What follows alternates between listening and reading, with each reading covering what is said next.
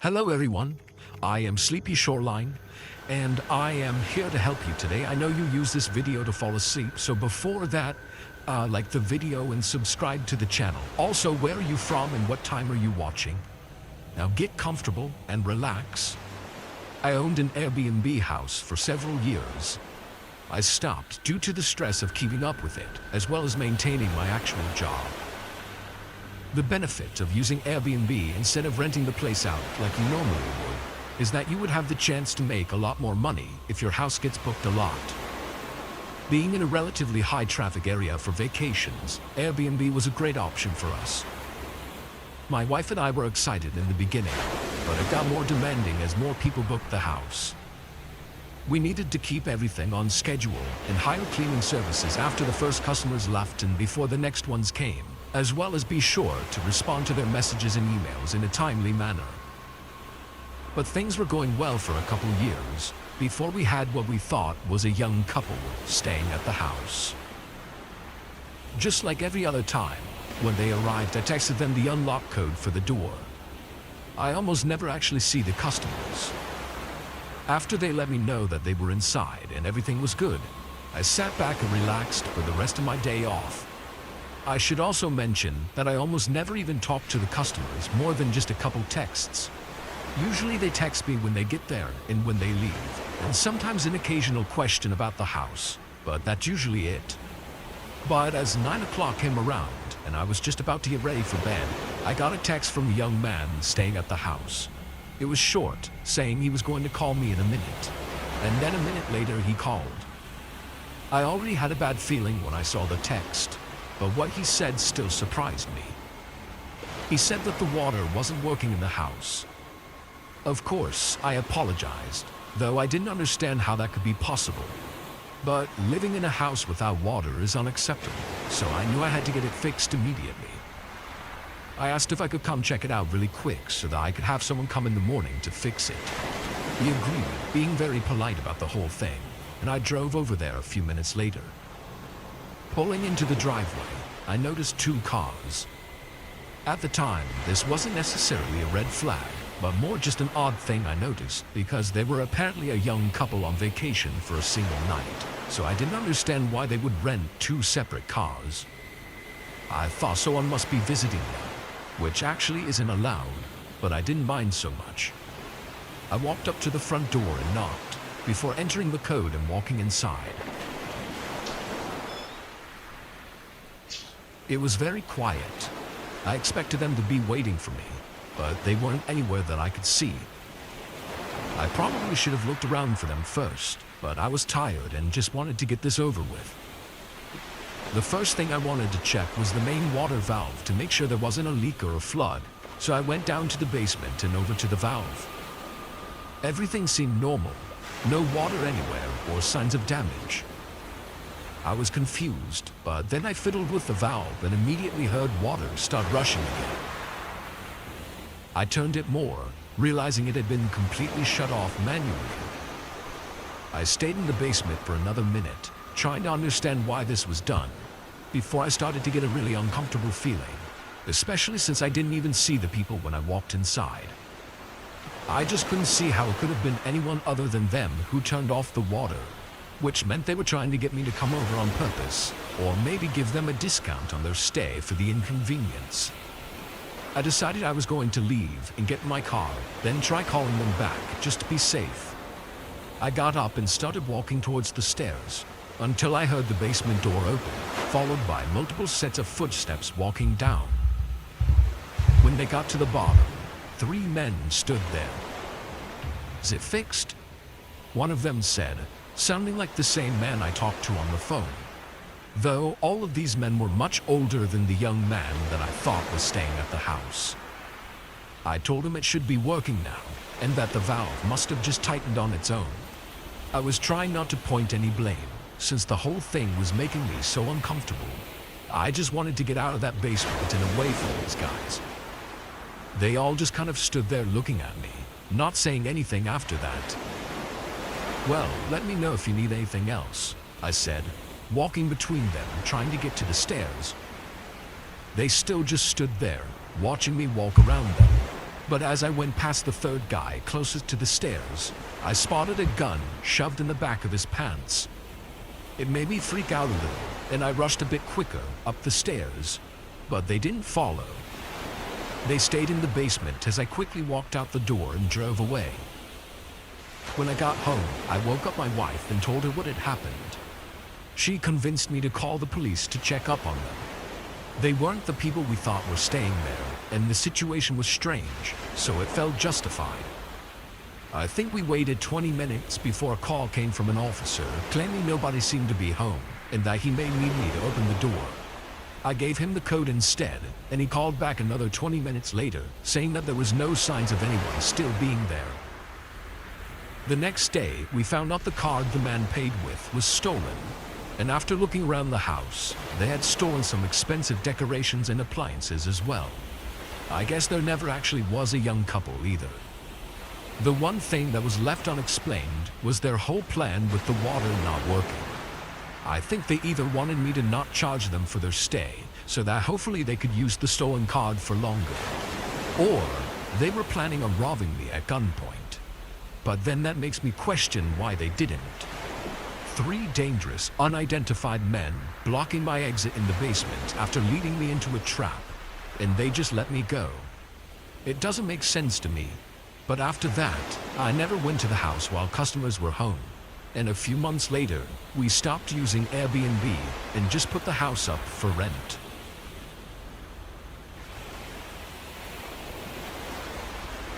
I was taking a solo trip to Salt Lake City last year.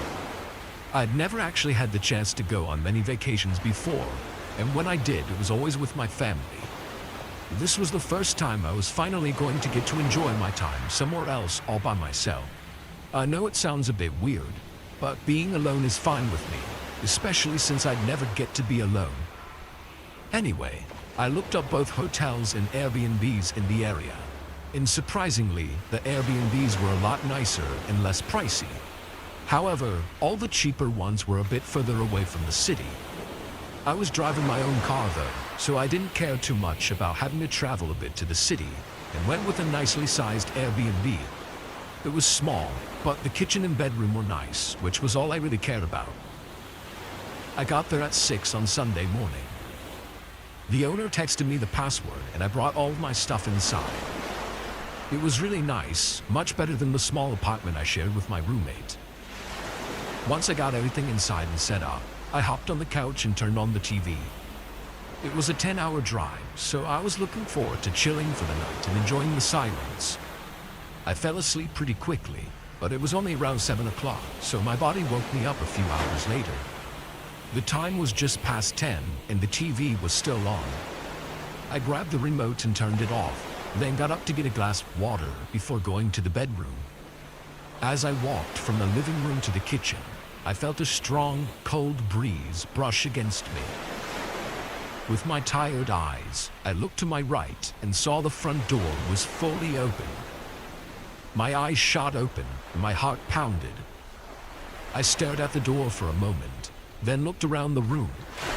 I knew I had closed it and locked it, so this was really freaking me out. I walked over to the door and closed it softly, listening intently for any sound of someone being inside.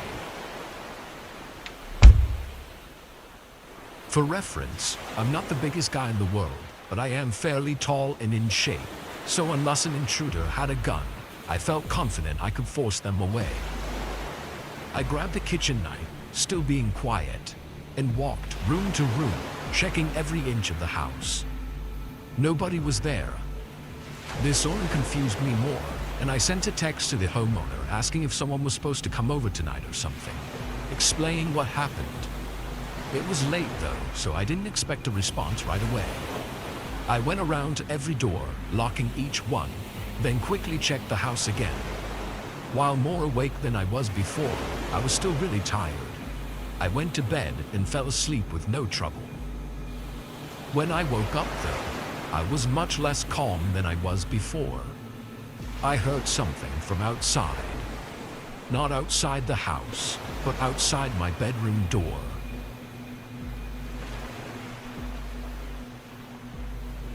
I didn't know what to do, and kind of just froze, waiting for whoever was outside the room to do something first.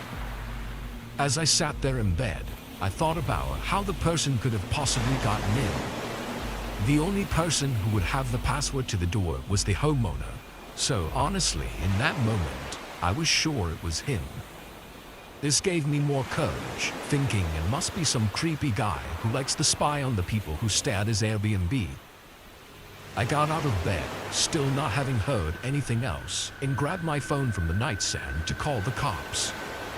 I must have made too much noise though, because almost right away, someone started running away from the door and toward the front of the house.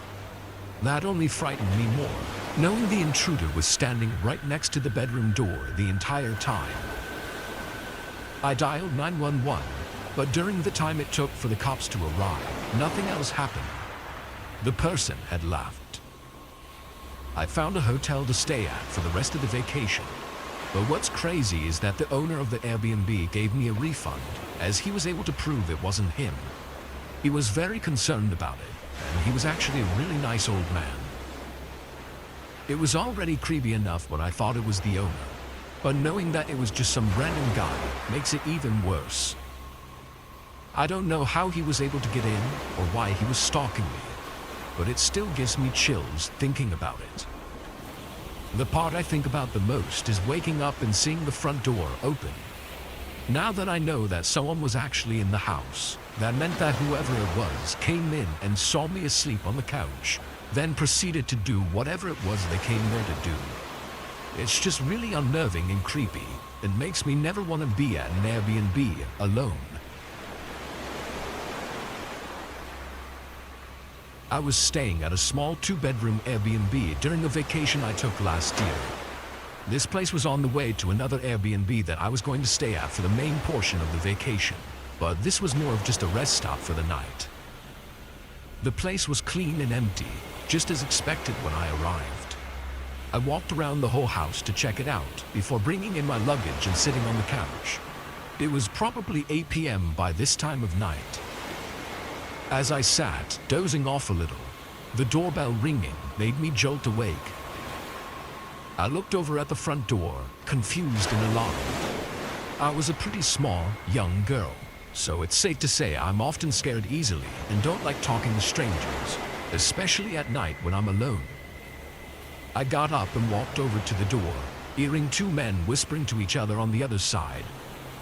The door didn't have a safety lock or anything, so I just kept the door shut and called out to them. "Hello? Hey, we're here for the Airbnb. Can you open the door?" A man called out. I loudly asked what they meant, not understanding what being here for the Airbnb was supposed to mean. He responded, saying that he had the place booked for the night. I knew there had to be some sort of mistake, so I told him, still yelling through the door, that I had it booked as well and that he needed to contact the owner. The man didn't seem happy about that, although if I were in his position, I'd be pretty upset too. I heard one pair of footsteps walk away from the door, while the other man asked again if I could open the door so that we could talk about it. I was about to give in, putting my hand on the doorknob, thinking that he seemed believable, but something came over me telling me to just play it safe. I said my husband would be down to figure it out in a few minutes. I didn't want them to think I was alone, so I was hoping that would catch him off guard if something was bad. The man didn't respond though. I waited for another minute because I didn't hear any footsteps leaving, but then I moved the short curtain to the side and looked out the small window. The man I'd seemingly been talking to was facing towards his car parked in the driveway, and past him was one of the most terrifying things I've ever seen. A group of maybe 5 people was standing further down the driveway, kind of hiding, as if waiting for a signal. They all had some form of face coverings, and I couldn't see the other side of the door, but I assumed there were even more people over there. Knowing that this was very likely a game due to the city I was staying in, I was completely horrified. I backed away from the door, fully panicked and trying not to hyperventilate. I then went to the bedroom to get my phone and call the police, and I could hear more footsteps all around the house. It was like I was surrounded by a pack of wolves who at any minute could crush the windows and break inside. I took my phone into the bathroom with me and called 911, trying to remain calm. The operator also told me to be quiet and stay calm, as they were sending a group my way and would be there in just a few minutes. I stayed on the line, still hearing footsteps walking around outside the place, until the horrible sound of wood bending and then snapping came from the front door. I was crying profusely now, trying to muffle my mouth with my hand. I listened as a whole group of people ran inside, opening doors and cabinets before one approached the bathroom door and tried the handle. "Here," he yelled, then walked away. The group continued looting the house before sirens were heard in the distance and they began to scatter out of the place. They had all left by the time the police got inside, and all of my luggage was gone. My car had its windows shattered and was looted as well. One of the officers sat with me to discuss some details, and he informed me that they've been having problems with large groups of gangs breaking into homes recently. They don't think the main goal is to hurt the residents at all, but rather to just rob them of everything. So that's likely why they left me alone in the bathroom, knowing I wasn't a threat. Whether their intentions were to harm me or not, it was still terrifying. I know it likely had little to do with me staying at the Airbnb that night, but it has still made me really anxious every single time I stay at an Airbnb now.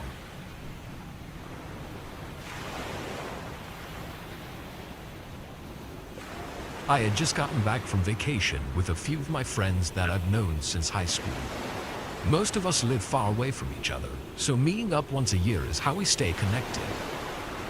Anyway, I'd been gone for a week and was a bit exhausted and looking forward to just resting at home for the weekend before I had to go back to work. When I got inside, I didn't even bother to unpack anything. I walked over to the kitchen and got a couple snacks to substitute for my dinner, then turned off the lights and laid down on the couch. I didn't bother with the TV either. I planned on just eating and scrolling on my phone, then falling asleep. After a while, my eyes got heavy and I put my phone down on the coffee table and closed my eyes. It was late, though I don't recall ever looking at the exact time before I fell asleep.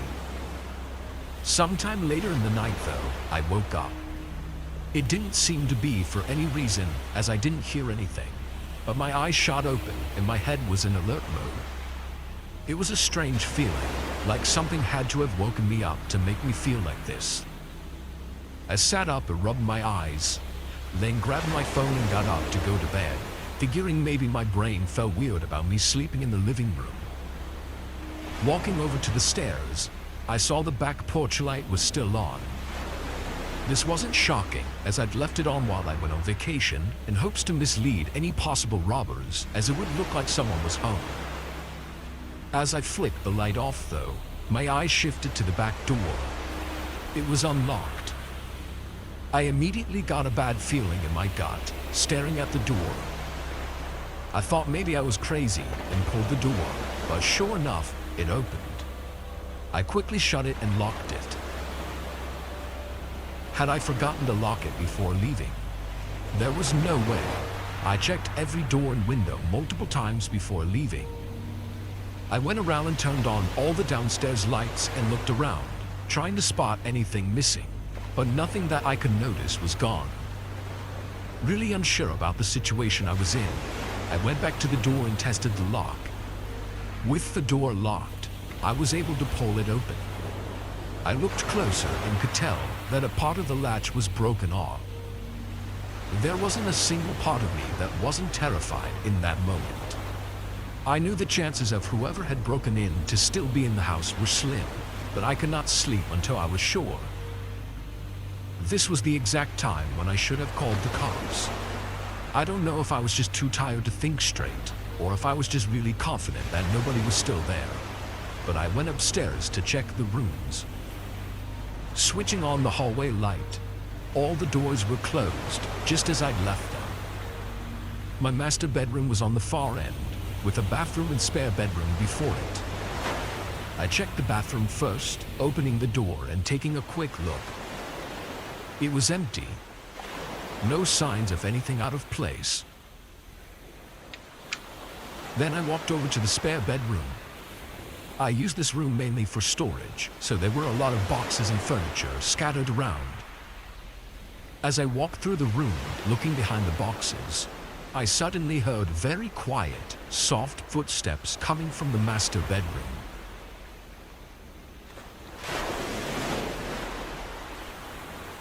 They went across the room into the door, then stopped. It was as if me and this intruder were just listening, waiting for someone to do something. The anticipation and anxiety made fear rush through my whole body. I could hear my heart pounding as I stood in the middle of the room, staring at the doorway leading to the hall. Then, I heard the master bedroom door creak open. Another second of silence passed, before loud footsteps sprinted down the hall and a figure ran past the doorway. I just froze. Couldn't get myself to move or anything. Just completely frozen, listening to my heart beating rapidly as the footsteps ran through the house and out the back door. Still in a state of shock, I pulled my phone out and called the police. This was one of those home-breaking cases that likely had a much more horrifying plot than just a simple robbery. Whoever it was didn't take anything. Police found no signs of someone having stayed there for long either, so they had to have broken in earlier that day. Whoever the intruder was somehow knew I was coming back that day and tried to break in discreetly so that I wouldn't notice when I got home. Then they went upstairs and hid in my bedroom all night, waiting for me to come in without expecting anything. And who knows what they planned to do if I walked through that door.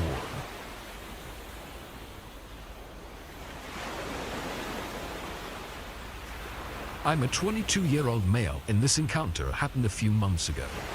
I live in an apartment just outside my college campus. It's a fairly nice, newer apartment building, but the surrounding area is pretty shady. I don't spend any time around there though.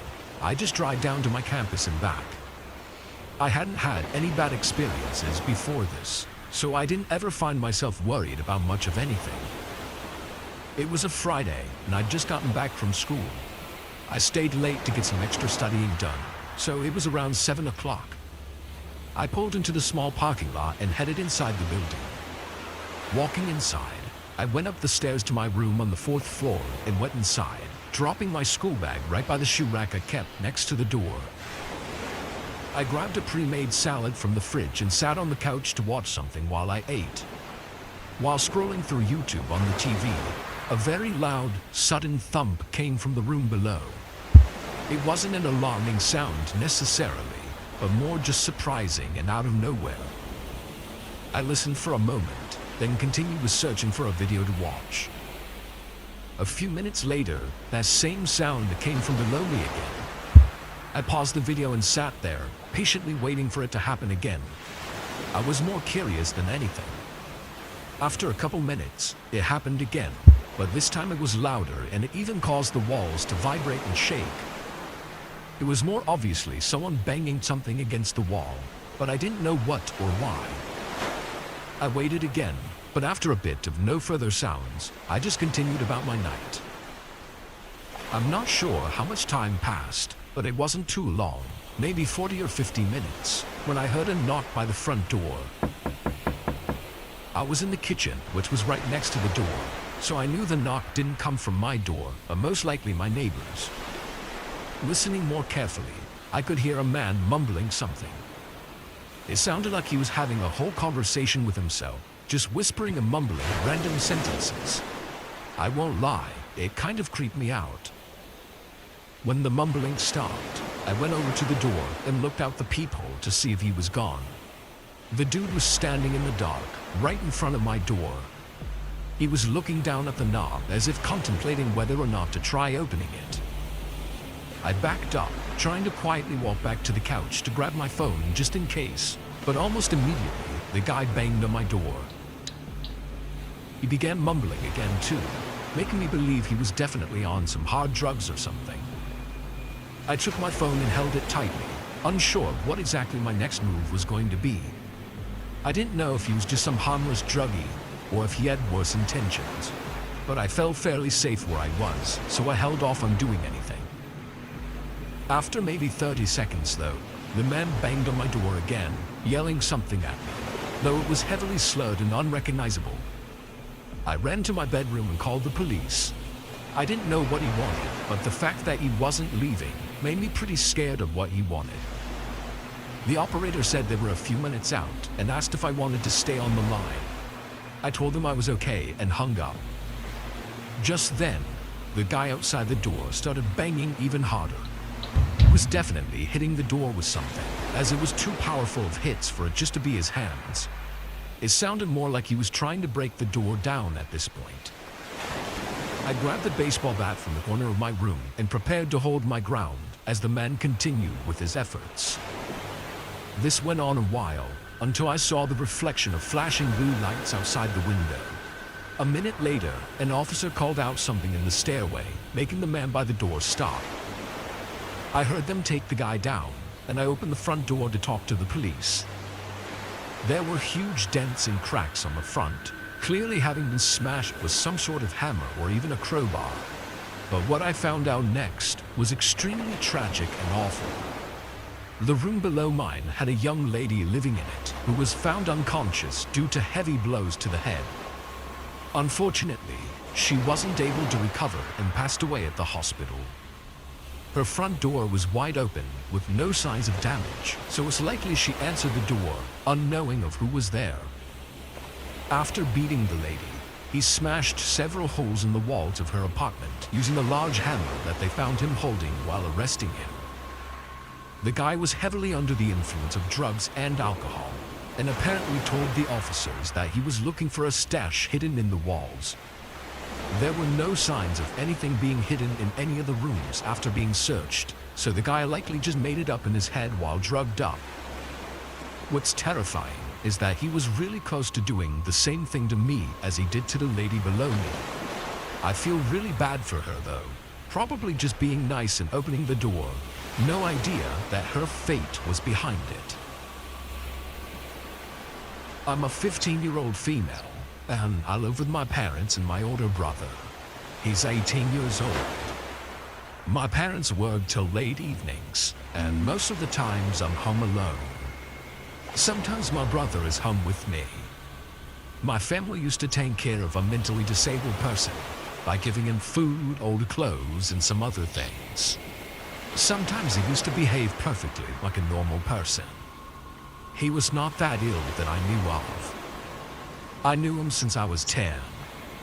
He had no family, and he used to live with the people that he was working for, basically cleaning and such. One evening, it was almost 7 p.m., and my brother and I were home alone. My brother was sleeping on the couch, and I heard a knock on the door, and I heard him, let's call him George for the sake of the story, calling my mother. I opened the door, and I let him know that she wasn't home. He had slightly moved in, and as soon as he saw my brother was sleeping there, he stopped and he started whispering and asking me for my phone number. I was completely shocked. Why would he need my number? And if it was for some genuine reason, why was he whispering as if he didn't want my brother to hear it? I immediately felt uneasy, and I made him leave by telling him to come on a Sunday to meet my mother for whatever reason he came for.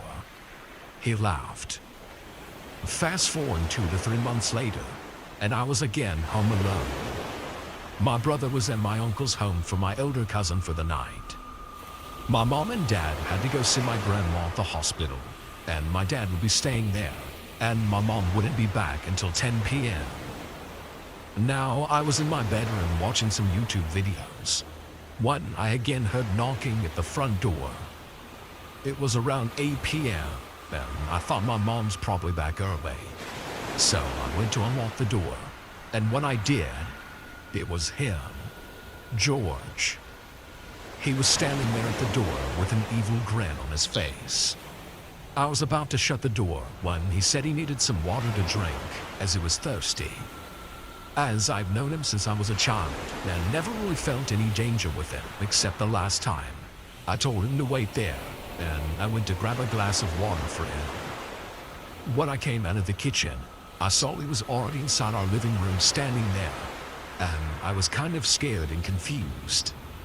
I gave him a glass, then he tried to hold my hand. I was almost paralyzed with fear. He started coming closer to me, and he almost tried to touch me inappropriately when I then slapped him. He then told me that he wanted to have sex with me, and he would then immediately leave after that. I was disgusted, and I told him I was going to call the police. After that, he laughed, and I told my mother when she came back home about everything that happened. To my knowledge, she told my father about it, and I don't know what they did to him afterwards, but I never did see him again. To this day, I still can't believe how my family took him in, and he could behave like that. He truly was a sick fuck that didn't deserve our hospitality. It started out like any other day at school. Mr. Breach was teaching us geometry, pointing to various shapes on the overhead projector, while kids whispered in the back and a few caught up on sleep. It was dark in the classroom, except for the glow from the projector, and the shades were drawn to block the glare from outside. Once he was finished with his lesson, Mr. Breach told me to open up the blinds while he turned on the lights. So I got up from my seat and went over to the window.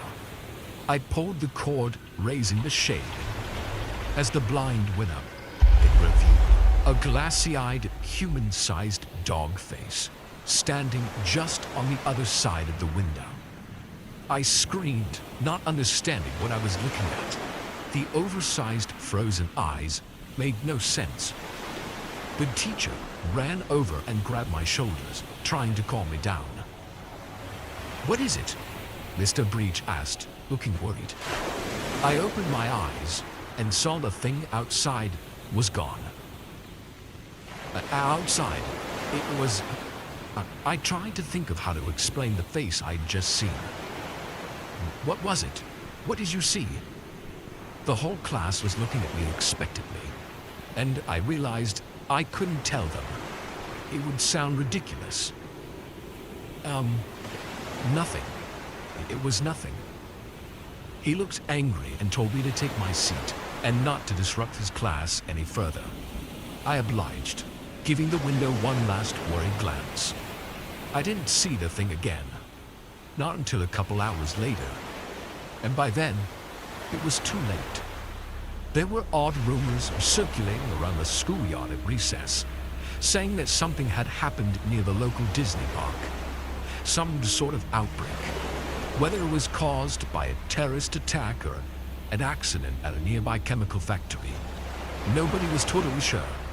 The news was reporting people getting sick, acting strangely, and then biting people. And those bitten were becoming infected and biting people too, like zombies. But that was impossible. I told myself that it had to be a prank or a mistake. Maybe it was a viral marketing strategy for an upcoming Walking Dead movie or another spin-off. Despite the reports, we were allowed outside for recess.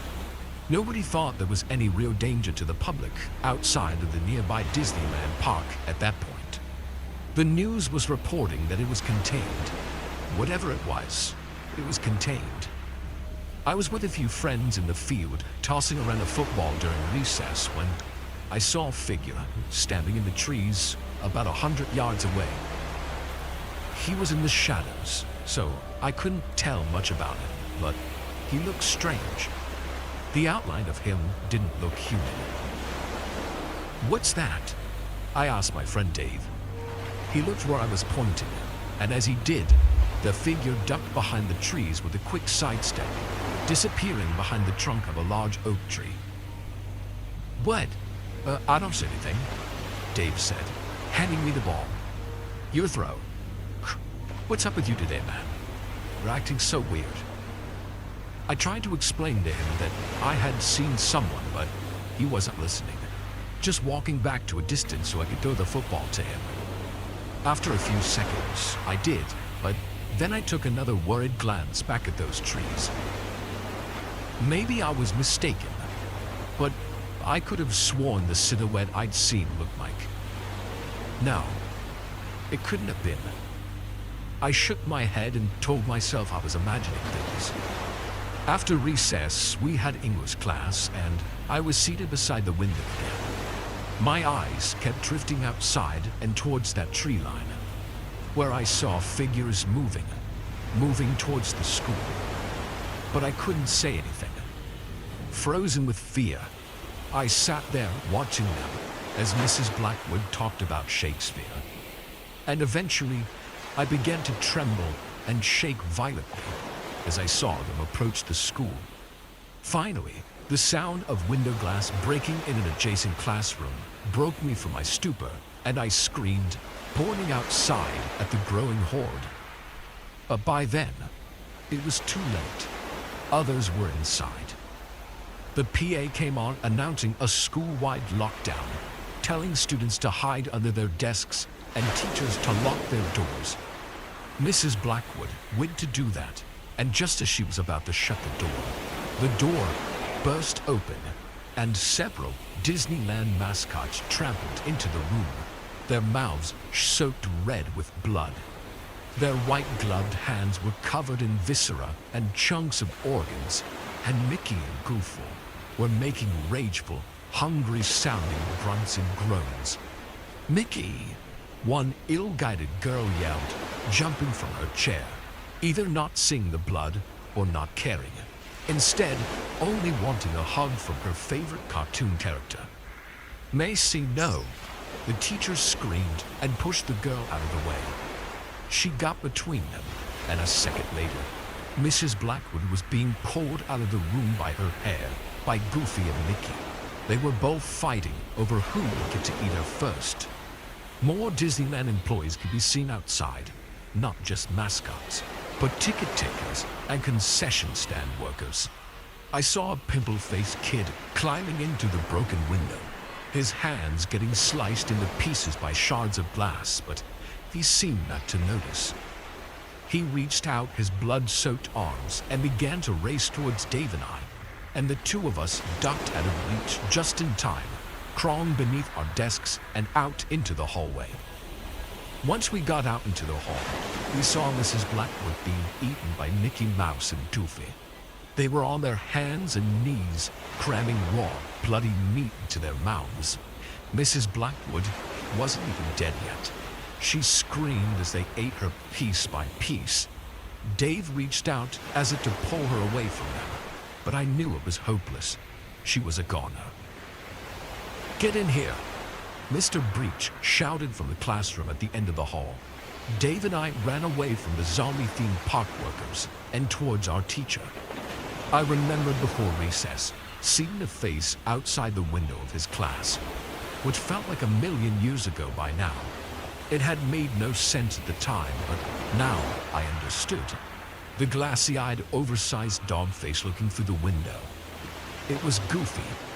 He had been lying in wait for quite a while, building up a hunger for human flesh, building up the nerve to attack.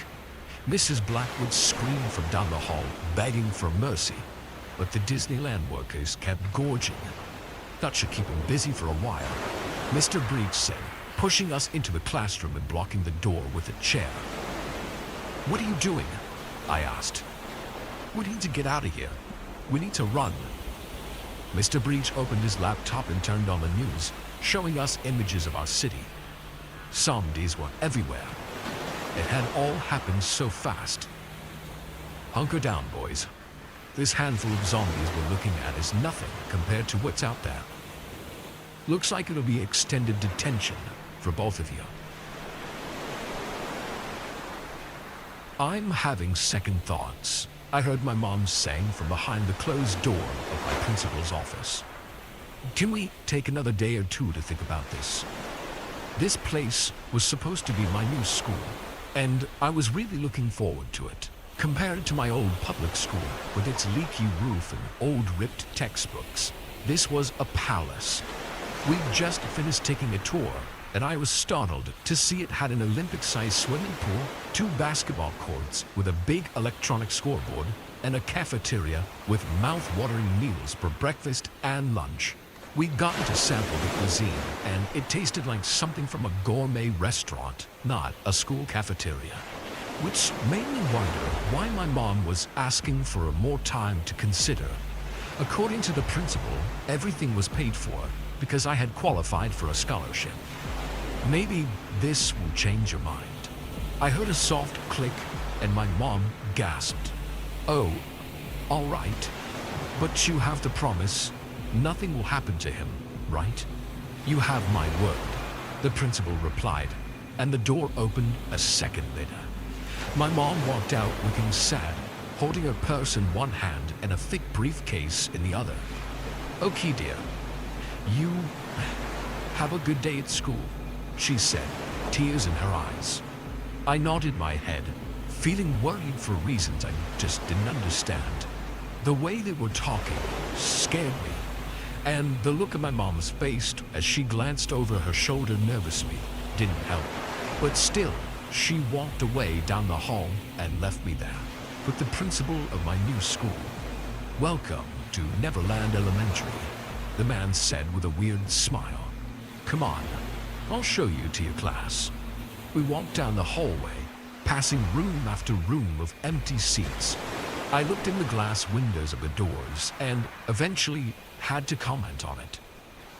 Where are all the other kids? I asked. These other classes are empty. The man gave me one of those unsettling smiles, looking down his nose into my eyes. Oh, we'll find them soon enough. It takes time, you know. Not everyone wants to go to Neverland. Why not? The man stopped in front of a classroom door and knocked before going inside. He didn't answer my question, shoving me into the room and telling the teacher that I was her responsibility now. The black-haired woman at the front of the class had a cold, stern face and thick glasses connected by a chain at the back so she could hang them around her neck if she chose to. She did so just then, giving a weight and gravity to the situation as she ushered me to my seat. There were only 5 or 6 other kids in the sparsely populated classroom, and the blackboard at the front was blank and empty. Instead of teaching us anything, the woman just stood there, like an actor between scenes, waiting to start her lines. I glanced around at the other kids, gulping down a dry lump in my throat, and feeling more and more worried by the second. All the other students looked exactly how I felt.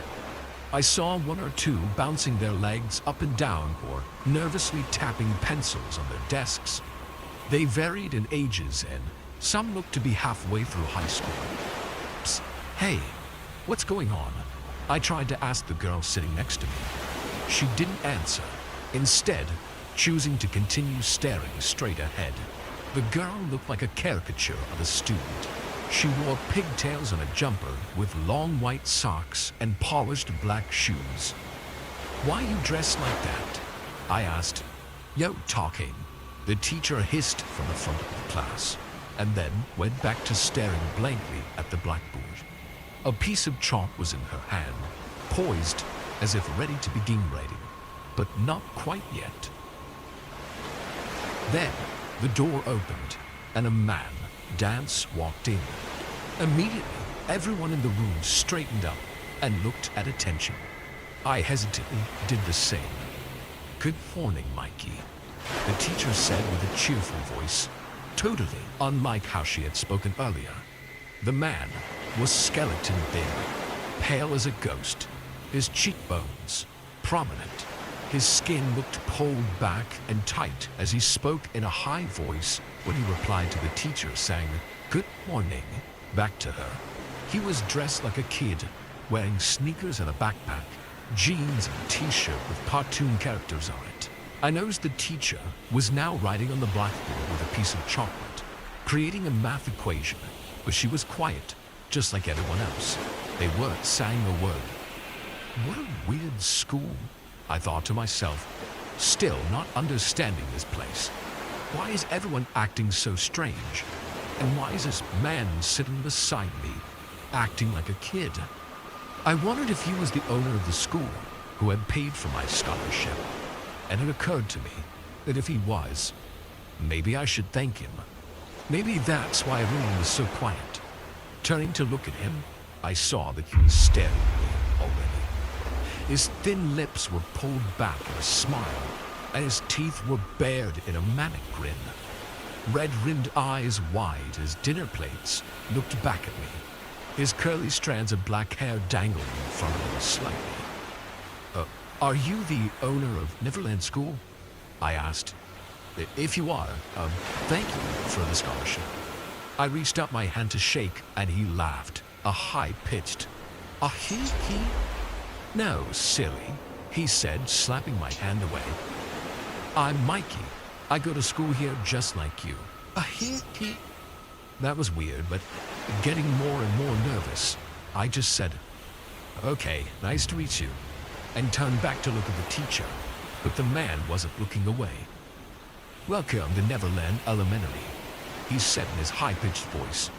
He pulled his chair and his whole desk closer to me by half a foot, until I could smell his breath beside me.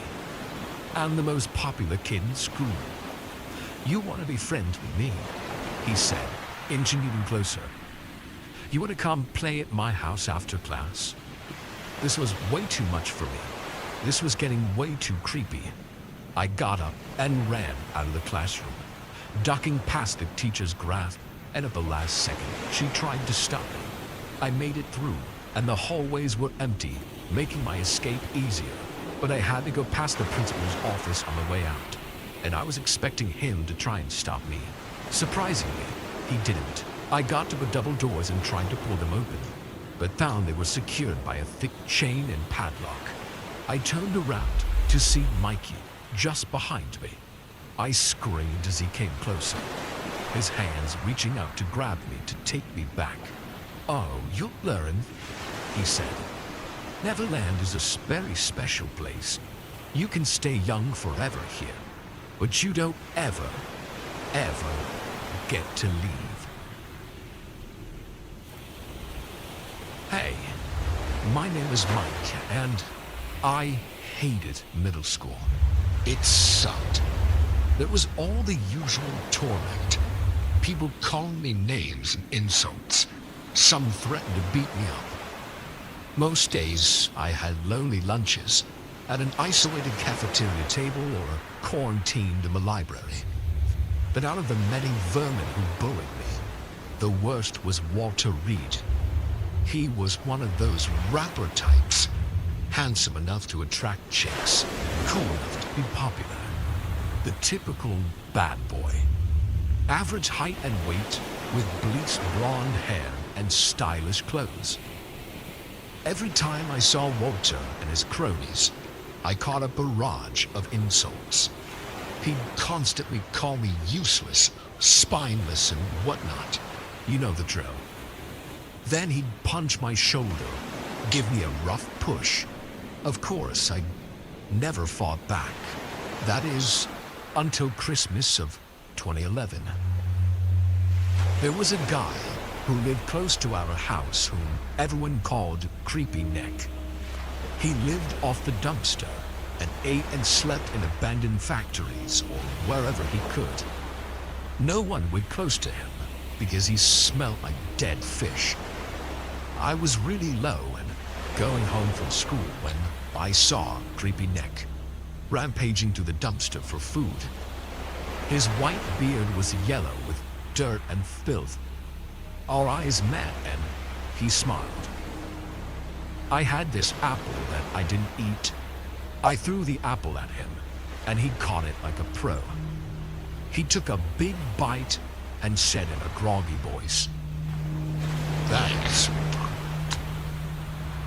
I walked past him when he called out to me, "How can I pay you back?" That's when the idea hit me. I turned back and said, "Hey, I'll give you $20 to scare this kid for life." I can do that. This morning, I scared off the crows. He replied, flashing his rotten yellow teeth. Our town was throwing this Christmas party tomorrow night, and I knew it would be a great opportunity to catch Walter off guard.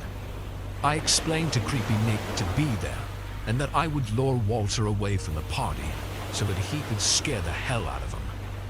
I gave him $10 and promised to give him 10 more after the job was done. The town was glowing with Christmas decor. Everyone was dressed in their best attire. There was a huge Christmas tree all decked up, put at the entrance of the town hall. People were gathered, and the mayor set up a free feast for us. I was about to munch on a donut when I saw Walter giving me an evil smile from the corner. Creepy Nick said he would be waiting for us at the back. I must lure Walter to him. As the crowd got thicker and everyone started drinking and partying, I found the moment I was eagerly waiting for. I walked up to Walter, who was hitting on some lawn draw. "What's up, Walter?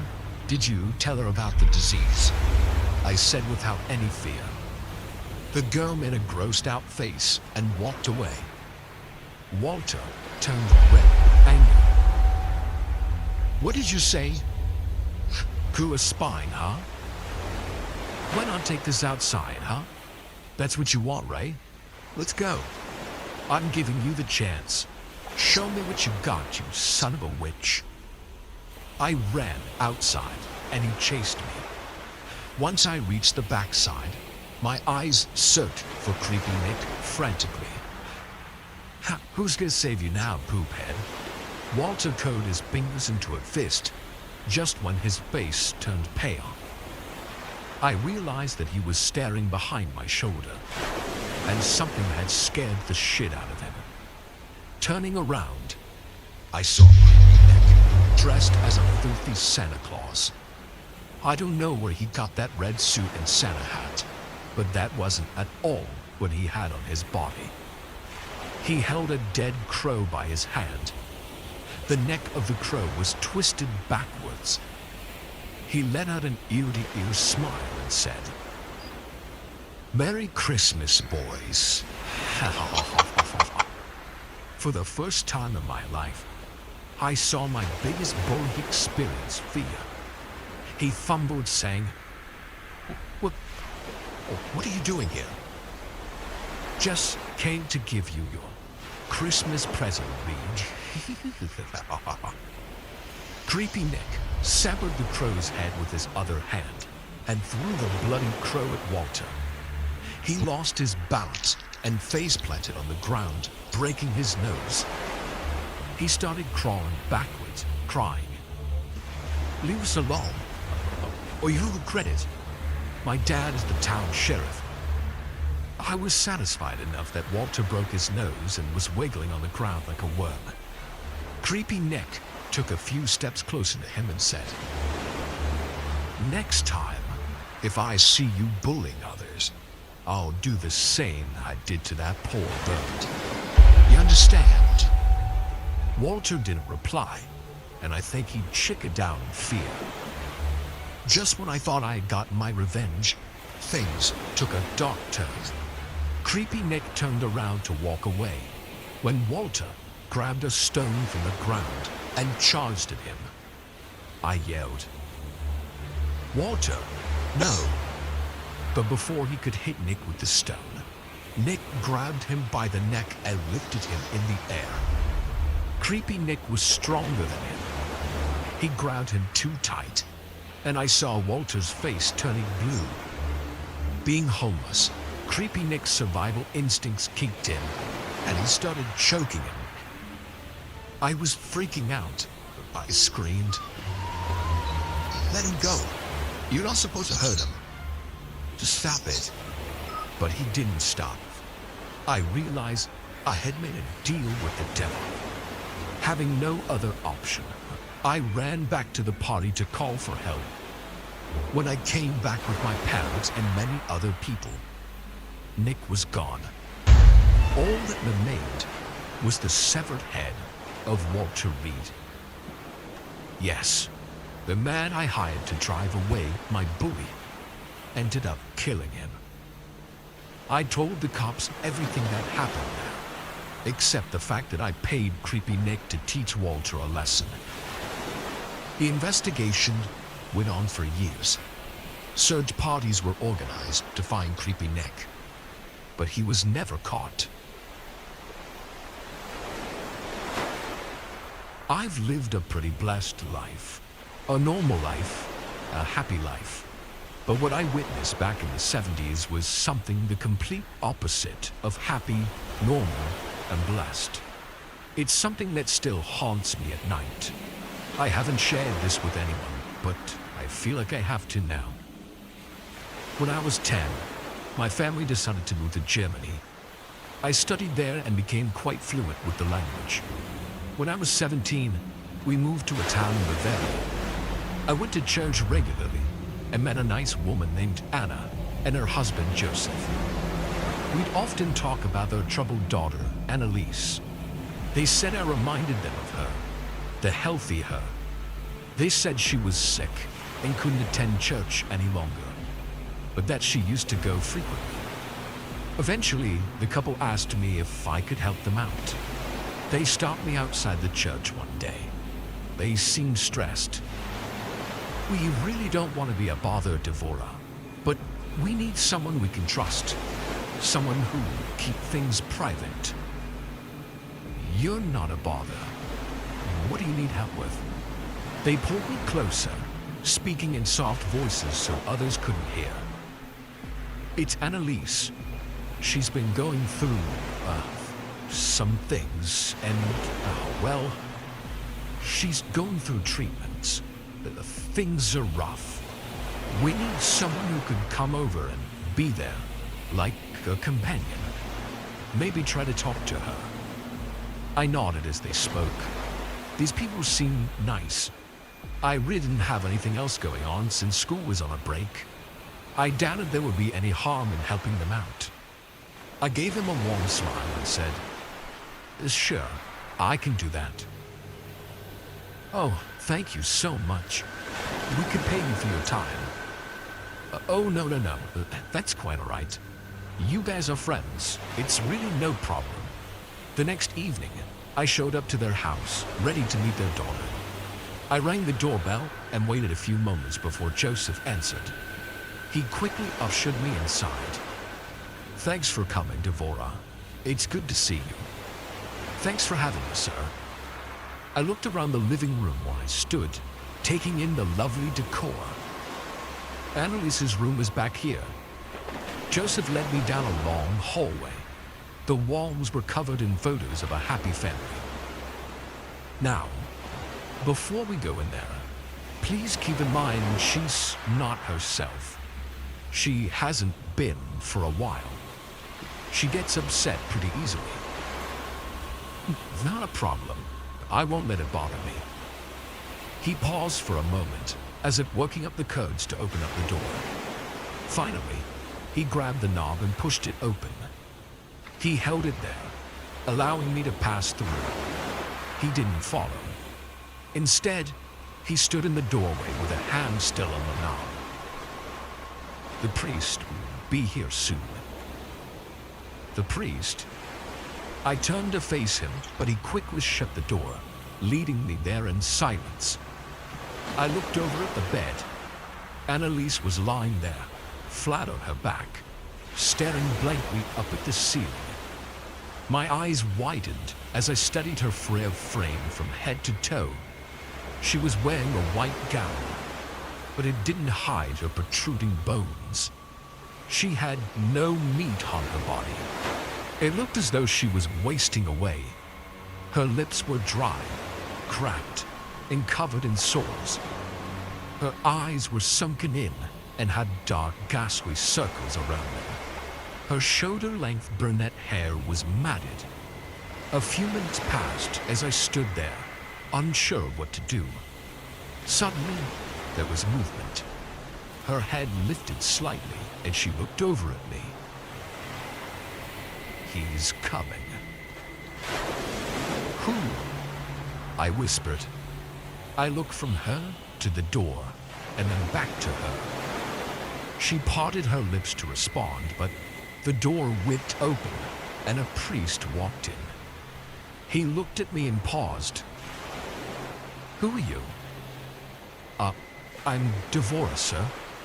Her parents, they asked me to come help out. Ah, yes. Very well. Run along them and fetch some broth. What? Some broth, child. She hasn't eaten in days. We need to try. I was so confused, but I rushed out of the room in search of the kitchen. I scanned the cupboards and found what I needed to make a quick broth for Annalise. When I returned to the room, I nearly dropped the tray I was holding. Annalise was squirming on the bed, and the priest hovered over her, chanting words. What's going on? He paused and looked back at me. Did they explain nothing? No, sir. They said she was sick and needed a companion. He chuckled. She certainly doesn't need a companion. You going to help feed her? Set the tray on the table. I did as I was told, placing it carefully on the nightstand next to her bed. I rubbed my chest and took a step back. My breath felt trapped in my lungs. I watched in horror as he continued speaking to her. In the name of the Father and the Son. Bitch, you whore.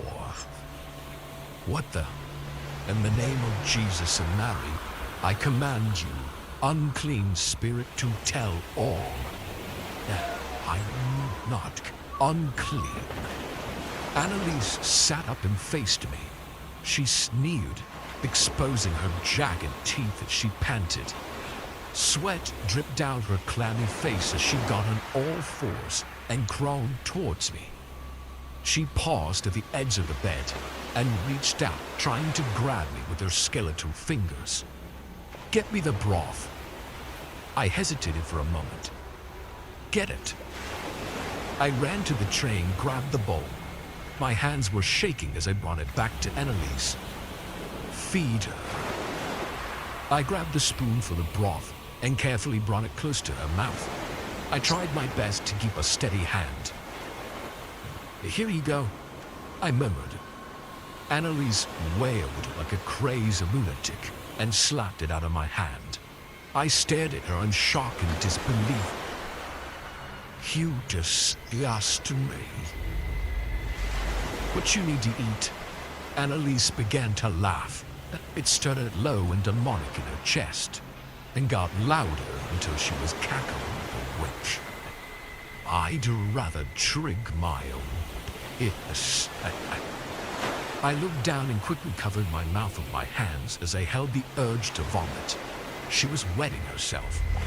She grabbed my arm and squeezed tightly. Let me go. Try again. Feed her. No, I want to leave. Help me, Devora. Mother said you'd help me. Sorry, I can't. Please let me go. I pried at her fingers, trying to get her to release her grasp. Feed me, Devora. She leaned forward and opened her mouth wide, preparing to bite into my arm. I pulled back hard, yanking my arm away. What are you doing? You need to let her eat. I'm not going to let her eat me. I turned and ran from the room. As I made my way to the door, Anna came around the corner and stepped in my way. You're leaving? Yes. Move. Tears poured down my face at this point. These people were nuts. But she hasn't eaten. Fucking move. I didn't care about our friendship or her sick kid. I just wanted to get out of there. I shoved her hard and ran out the door. After that day, I never went back to the church. A couple months later, my family moved back to America. I was sitting in the kitchen one morning, reading the newspaper, when I saw a story that made my blood run cold. A young woman in Germany had died from malnutrition. Her parents and priests were convinced she was possessed. and had performed several exorcisms to try and rid the demons from her body. Her name was Annalise Michael. To this day, I still feel guilty. If only I'd stayed to help her eat, perhaps she would have gotten better.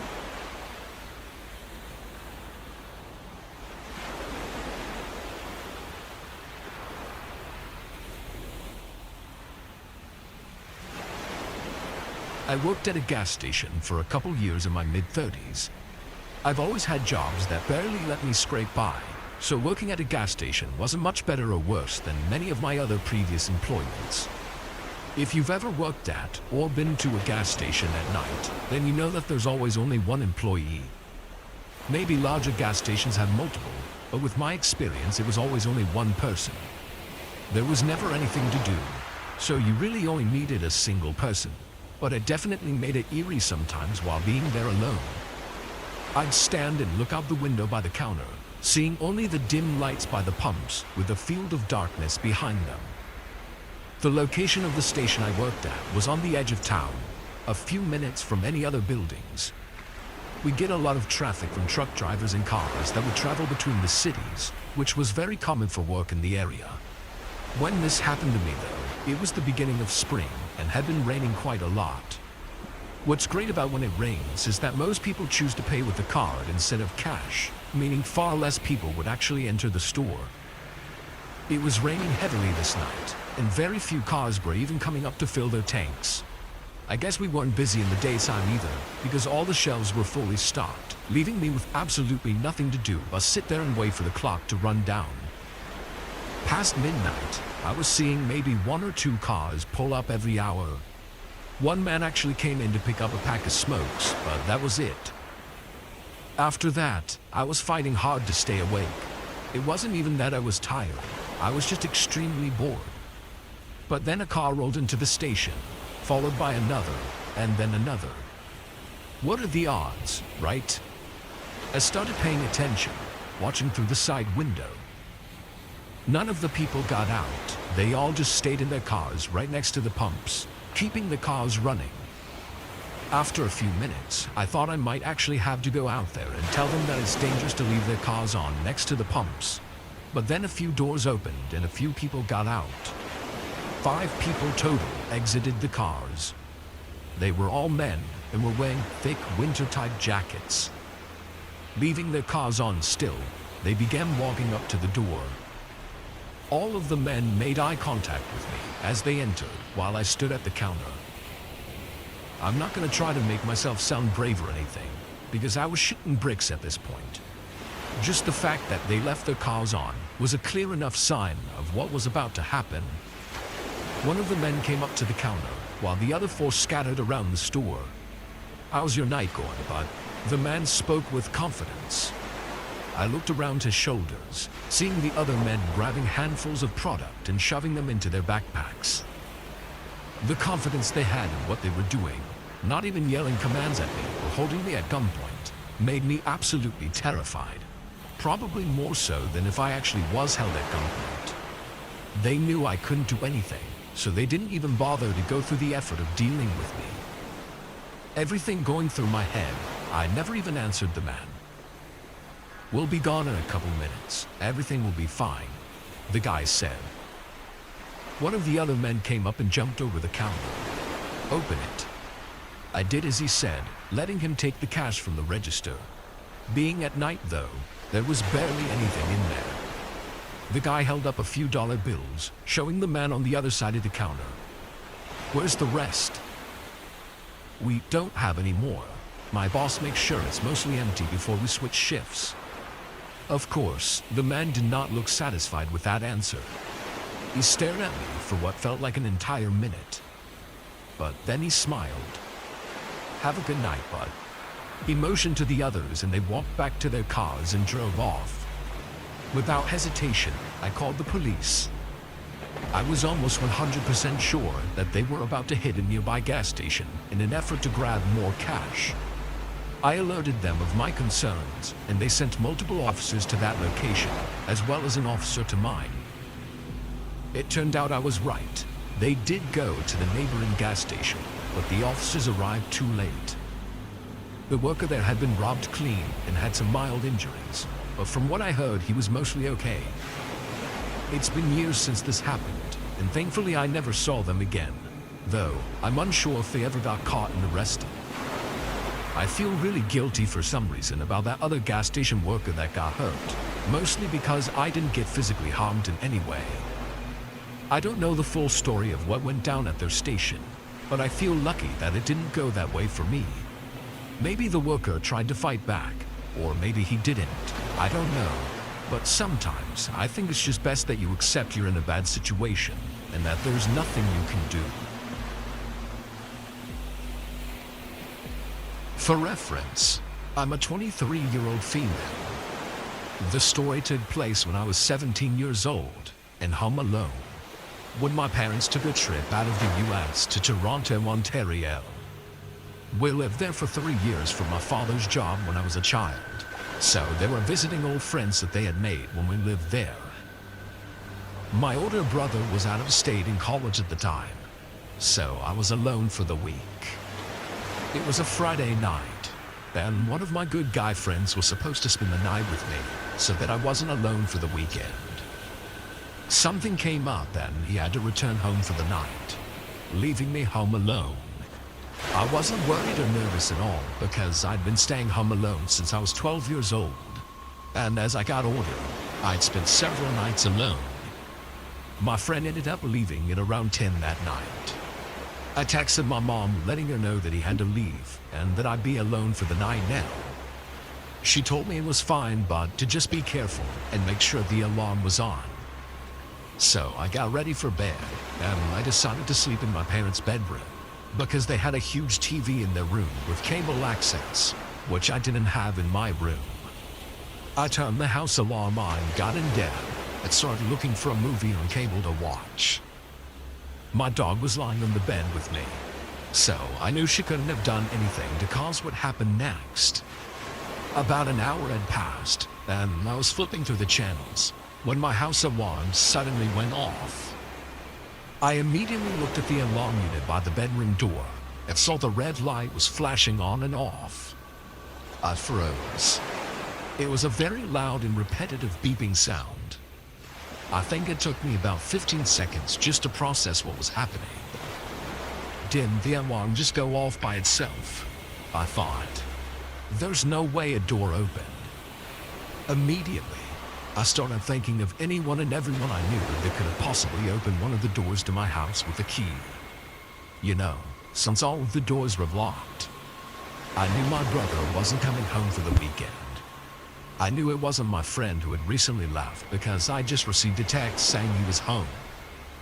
I went through all of my friends that I could think of, and every single one of them was either out of town or busy.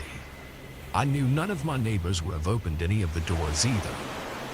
I went through all of this in my head in that 15 seconds that I was frozen on the bed. Finally, I snapped out of it, and I ran to my parents' bedroom door, closed it, and then locked it. I refrained from turning the alarm off because I knew that it automatically calls the police once it hits 1 minute of going off. And I was also thinking the loud alarm would scare away whoever just broke into my house. After I locked the door, I went to my mom's night table and took out a revolver that she kept in there, just in case of emergencies like this one. Now, I'm only about 5'4", and I knew that if anyone came through that door had the intention of hurting me, they would have easily succeeded. I wasn't taking any chances. I took out the gun, made sure it was loaded, and took the safety off. I held the gun up, and I pointed it at the door, but I kept my finger off the trigger, as you're supposed to do, until you know for a fact you're going to shoot. I couldn't believe that I was holding a gun and pointing it at something, and possibly someone, with the intention to shoot if they proved to be dangerous. I sat there mentally preparing myself to shoot whoever managed to get through the door. This is something I never thought I'd have to do.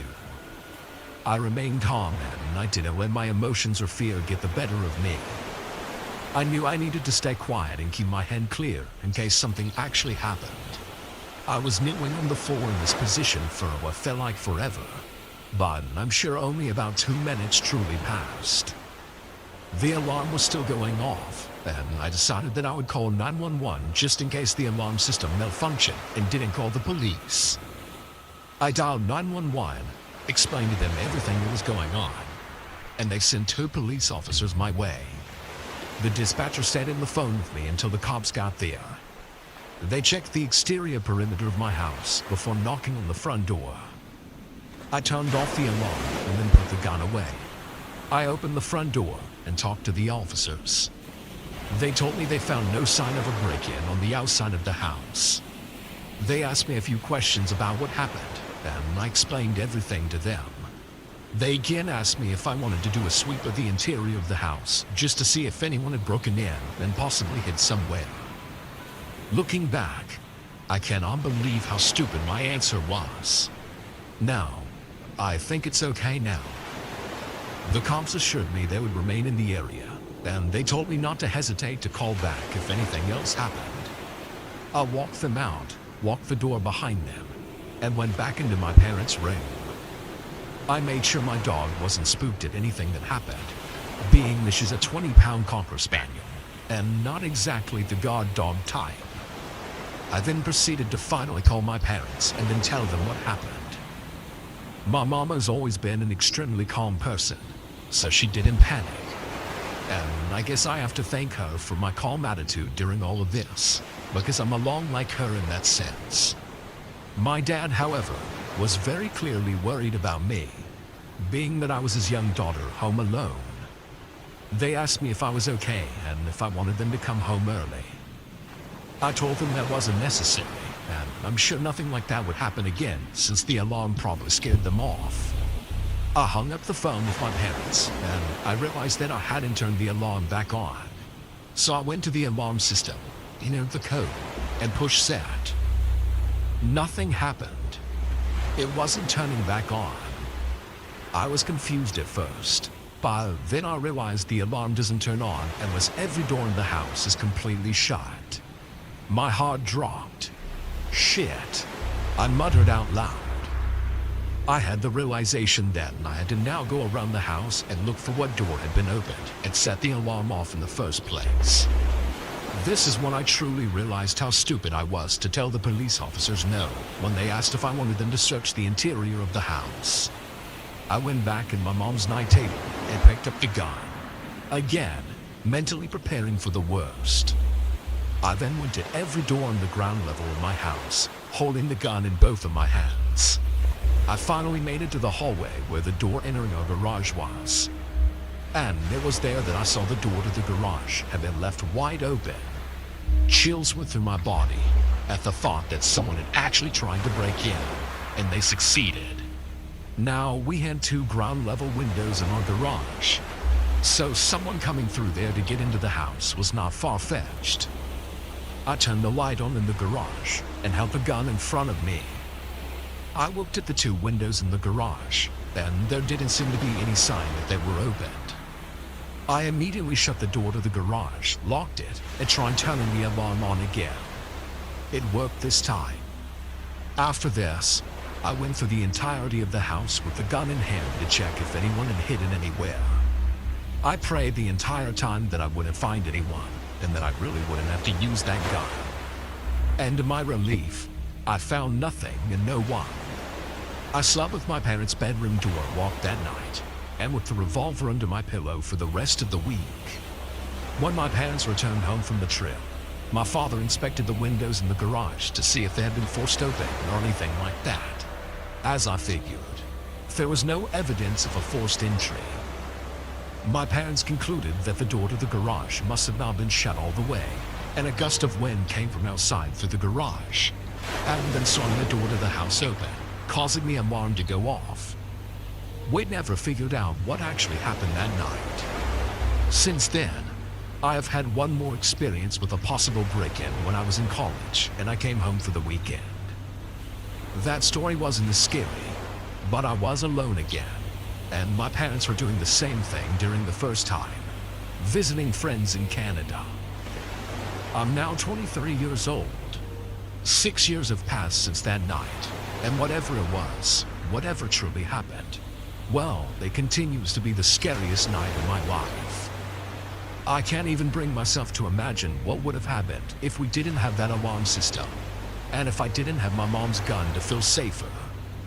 Although nothing bad ended up actually happening, I advise everyone hearing this story to always make sure your home has an alarm, and to always keep a gun in the home to protect yourself. My name is Angelo, and I'm 16. Around 3 months ago, my parents left me alone due to them heading to a wedding. I live with my family and dogs, Coco, Marshall, Sky, and Rubble. Marshall and Sky are pit bulls, so I had nothing to fear if someone broke in. A couple of hours after my parents left, I let Marshall and Sky outside to do their business. I heard barking outside, and I went to check on them, when I saw a woman who was around 5'5" and in her late 30s standing on the other side of the fence looking at my dogs. "You have such beautiful dogs. Can I pet them?" the woman said to me. I was about 3 feet away from the fence, but I could smell cigarettes coming off her clothes. "Sorry, they don't really like being pet, but thanks for the compliment," I said to the woman while hurrying my dogs inside. She then gave me this glare, a glare that still haunts me to this day. When my dogs were inside, I made sure the doors were locked, and I checked that the woman was gone. When I didn't see her, I rushed all of my dogs to a room that was the farthest away from the backyard door. I texted my mom that there was a strange woman outside trying to pet our dogs. Now, I forgot to mention, but there's apartments right next to our neighborhood, and we had a fair share of people stopping and looking at our dogs. But something about this woman made me and my dogs feel really unnerved. My mom said that they wouldn't be heading home anytime soon, but to be safe. A few minutes later, I'd heard the doorbell, and all of the dogs went crazy. My bedroom is fairly large, but all of the dogs moving around was crazy. I decided not to bother to see who was outside and to just stay with the dogs. Me and the dogs were watching a movie, but I then heard clicks in my window. I paused the movie, and I was starting to freak out internally, wondering if it was that same lady trying to break in. And then I heard a loud crash. I mustered up the courage to look out the window. I pulled back the curtains, and what I saw was shocking. I saw that same woman breaking into my neighbor's house. I quickly closed the curtains and called 911 on the phone. I stayed quiet as to not alert the woman. The operator said that the police would get there in about 2 minutes. But I then heard a shriek coming from our neighbor's house. I looked down my window, and I saw my neighbor attacking the woman, who was then screaming at the top of her lungs. I was still on the phone, and I had told the operator that my neighbor was now fighting against the woman. By now, the police got there, and they had to taser the woman for how violent she was. She was spouting swears that would make a sailor blush, and she was moving uncontrollably. The police took a knife and what looked to be a gun away from the lady. She started to say that she was going to kill me and my dogs and burn my house down. I think she was high and thought that my neighbor's house was mine due to how similar the houses looked. I was stunned, looking out my window, while the thought of what that woman would do to me and my dogs if she got me. I then started to cry, holding my dogs close to me. I didn't know what to do, so I kinda just sat there until I fell asleep. I had heard my parents opening my door, saying they were home. I didn't know what to say, but I then told them to talk to the neighbors next to us. Days went by, and now they insist that I can't stay home alone anymore. I can't get the image of her glare out of my head, and I now sleep with both of my pit bulls just to feel safe. I know I'll be safe now, but knowing what that woman was capable of doing just scares me. If that woman didn't break into my neighbor's house and broke into mine instead, I just know me and my dogs would be dead. Stay safe out there. My family lives across the states in a small house. I try to visit often, given I usually get a lot of vacation time from my work. The drive is something I find relaxing, so I don't mind the extra couple days it takes to get there. Most of the time, I try to stay at one hotel or motel along the way. And when I do, I just check in, sleep, and get back on the road as soon as I'm able. It's mainly because the areas along the drive are bare and run down, usually in the middle of nowhere. I find it hard to feel safe since I'm not used to being in those kinds of areas. Last year, I took the same road trip I always did to my parents' house during the holiday season. I started my drive early, I want to say around 1 or 2 a.m., and drove for almost 20 hours straight, aside from stopping for food and coffee a few times. By then it was 11 p.m., and I was exhausted and struggling to stay awake behind the wheel. I was just under 8 hours away, but I couldn't go much further. I was in the middle of nowhere, so whatever the next possible place to stay at was, I planned on taking it. About 20 minutes further, I turned off into a small town. It pretty much just had a motel and gas station, but that was all I needed. I pulled into the mostly empty parking lot and walked over to the front desk. An older lady greeted me and made small talk. Then I got a room and headed back to my car so I could park closer to the door. I was extremely exhausted and left all of my stuff in the car and just went inside. I didn't care about the room at all. I just went inside and immediately got in the shower so I could get ready for bed as soon as possible. During my quick 5-minute shower, I heard a few tapping sounds. They sounded like they were from outside though, maybe a tree branch knocking against the building. I thought nothing of it and got out, putting on the same comfortable clothes I was wearing, then got in bed. I set an alarm on my phone so I wouldn't oversleep, and finally reached for the lamp and turned off the light.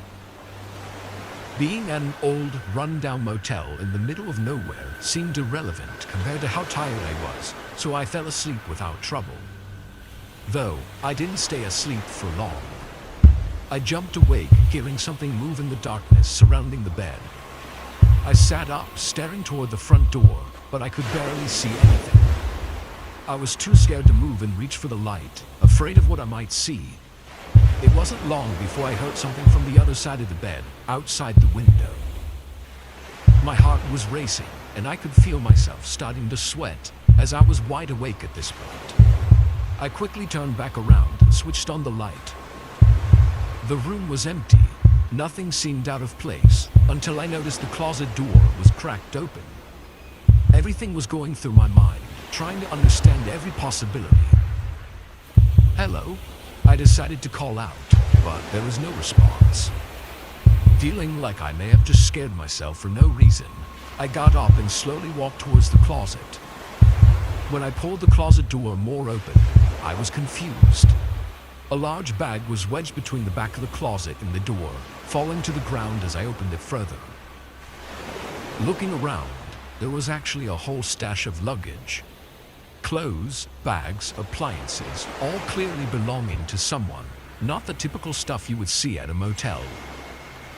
While I was looking at all this stuff, I suddenly heard the window slam shut by my bed, followed by footsteps running away.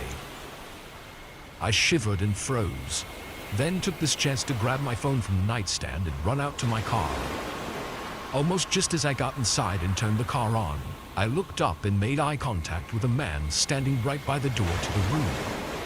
He looked at me for a second, then rushed inside and grabbed one of the large bags from the closet and sprinted off behind the building. I was terrified and quickly drove closer to the front office, then ran inside to tell the woman what had happened. She contacted the police immediately and locked us both inside the office until they arrived. What we found out next was confusing, and the information came out over multiple weeks, but I'll try to explain it the best I can. The remaining bags in the closet were identified, as they were found to belong to several individuals who were robbed within the past month at several different motel locations in the surrounding area. It's likely that the man was using the room I was in as a place to temporarily stash the belongings, using the unlocked window to access the room. One of those bags, however, belonged to a young woman who was reported missing just a few weeks prior, and the officers believe the crimes are connected. But all the reported bags that were stolen were found inside that closet, so the bag that the man ran inside to grab was not accounted for. They questioned me on it multiple times, making sure I was confident that I saw him run out with another bag, and asking me the approximate size of it and everything. My curiosity has really kept my mind from being able to forget that night, as I wonder what he planned on doing when he was outside the window while I was sleeping. I knew it was closed when I went to bed, so he had to have opened it while I was asleep, which is even creepier. I also wonder what was in that one bag that was so important that he needed to grab it before running off. I don't go on many vacations, nor do I stay at hotels often, but last year I had a problem occur in my small house that required me to be away for several days for it to be fixed. Given the circumstances, I had to book a hotel nearby and stay there until further notice. I wasn't happy about it, but there wasn't anything I could do and nowhere else I could stay. I looked for the absolute cheapest hotel in the area, trying to save as much money as possible. The one I went with was 25 minutes away, but was half the price of the ones closer. Although I knew it was because the hotel was located in the lesser part of the town, the extra money saved more than made up for it in my mind. That was until I got there. The place was disgusting, at least on the outside. Trash was everywhere and the building was very clearly not taken care of. The pictures online only showed the rooms in the lobby, but they looked clean and somewhat nice, so I was a little bit confused. I grabbed my small suitcase from my back seat and walked inside. Immediately when entering, I was relieved. The lobby was very small, but it was nice and clean. I headed for the counter to check in, but nobody was standing there. I stood patiently for a minute, looking around the main room. It was very quiet and not a single person was anywhere. It was only 4 p.m., so I assumed people would be walking around or hanging out in the lobby. I took a few steps further into the hotel, looking down the main hallway leading to the rooms. At the very end was a man, standing right outside a room door. After watching him for a few seconds, it was apparent that he was just facing the door, not moving or anything. Feeling uncomfortable, I backed up to the front counter again. Finally, a man came from outside and walked behind the counter. Honestly, he looked dead inside. He asked for my name and gave me the key card, then walked away. I glanced at the card, seeing the room number written with a marker in the corner. Given the low number, I knew it was on the first floor. I walked over to the hallway I was just at and looked at the directions for where the rooms were, and my stomach ached a bit when I realized it was down the hallway where I'd seen that man. Even worse, as I started making my way down, I realized it was at the end of the hallway, right where the man was standing. I couldn't tell if he was standing outside my exact room or not because of how far he was when I saw him, but it was creepy either way. Although I hadn't been to many hotels previously, I do remember the annoyance of the thin walls, allowing you to hear every noise from every room. What was strange as I walked down the hall was that there was no noise coming from any room. No TVs were on, nobody was talking, no movement, nothing. It gave me chills, but when I reached my door, I quickly scanned the card and headed inside.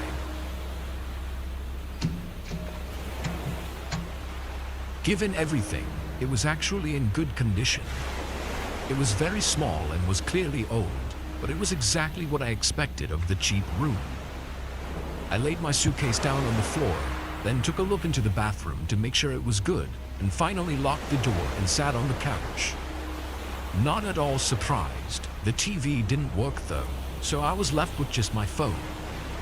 After an hour of trying to keep myself occupied, a knock came from the door. It startled me, given it was just a single knock, which sounded more like a hit. The door had no peephole, so when I got there, I flicked the safety latch over just in case and opened the door a crack. That same man from earlier was standing in the hallway, only a foot or so from the door. We made eye contact through the crack in the door. Did you need something? Yeah. I paused, waiting for him to tell me what, but he just stood there like he was waiting for me to say something. Okay man, what do you need then? I said, in a way to show that I was clearly bothered by him. The strange man responded, claiming he was the previous person staying in my room, and that he had accidentally left something important inside one of the drawers. I said okay and told him I would grab it real quick and began closing the door and turning round. But the man pushed the door back, slamming it against the safety latch. I looked back at him, my heart starting to race as I was getting a really bad feeling about this.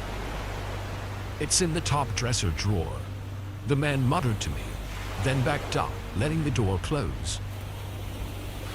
I turned back around, heading to the dresser and opening the top drawer. Inside, there was actually a small-sized box taped shut on the top. Picking it up, it was fairly light though. I mean, like it felt empty. I walked back over to the door and opened it, seeing the man still standing there. "Is this what you were looking for?" I asked. The man nodded and held his hand out. I went to slip the box through the crack in the door, but it was barely too big. I tried every possible angle, probably looking like an idiot, but it was just slightly too wide on every side. The man looked impatient, and while I really didn't trust this place, at the moment, I thought the guy had told the truth about leaving something behind, and I did see him standing by the door before, so I figured it'd be fine to open the door for a second just to hand him the box. As soon as I moved the latch over, the man rammed his body into the door, knocking me down and pulling a gun on me.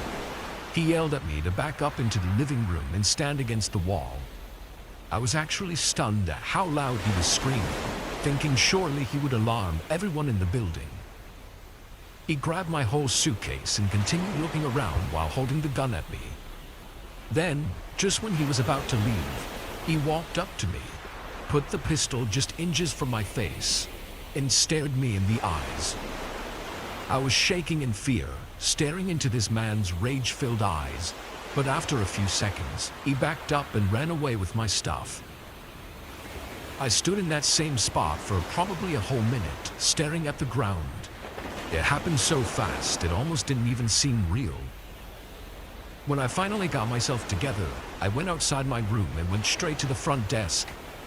The guy there was just casually standing there like he didn't hear anything, and nobody else was in sight. To sum everything up, nothing was done.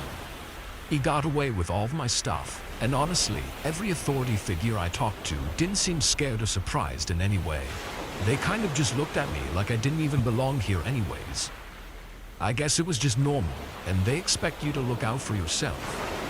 The box was in fact empty though, and the whole thing was obviously just an interesting plot to rob those who stay at the hotel.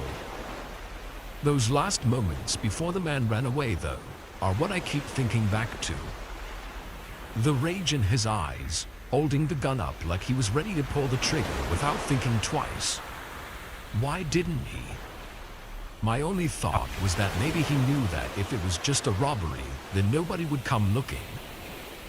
I don't know, but I definitely won't be staying at a cheap hotel in a bad neighborhood ever again. This happened while I was on a work trip. I work for an insurance company, and we can win trips to our other two big locations, one of which happens to be in Miami. I won the trip and went with my boss and a few other people in the company. Most of the trip was spent doing work stuff during the day, and then at night we were left to do what we wanted, like go to the hotel pool, bars in town, and all that other stuff.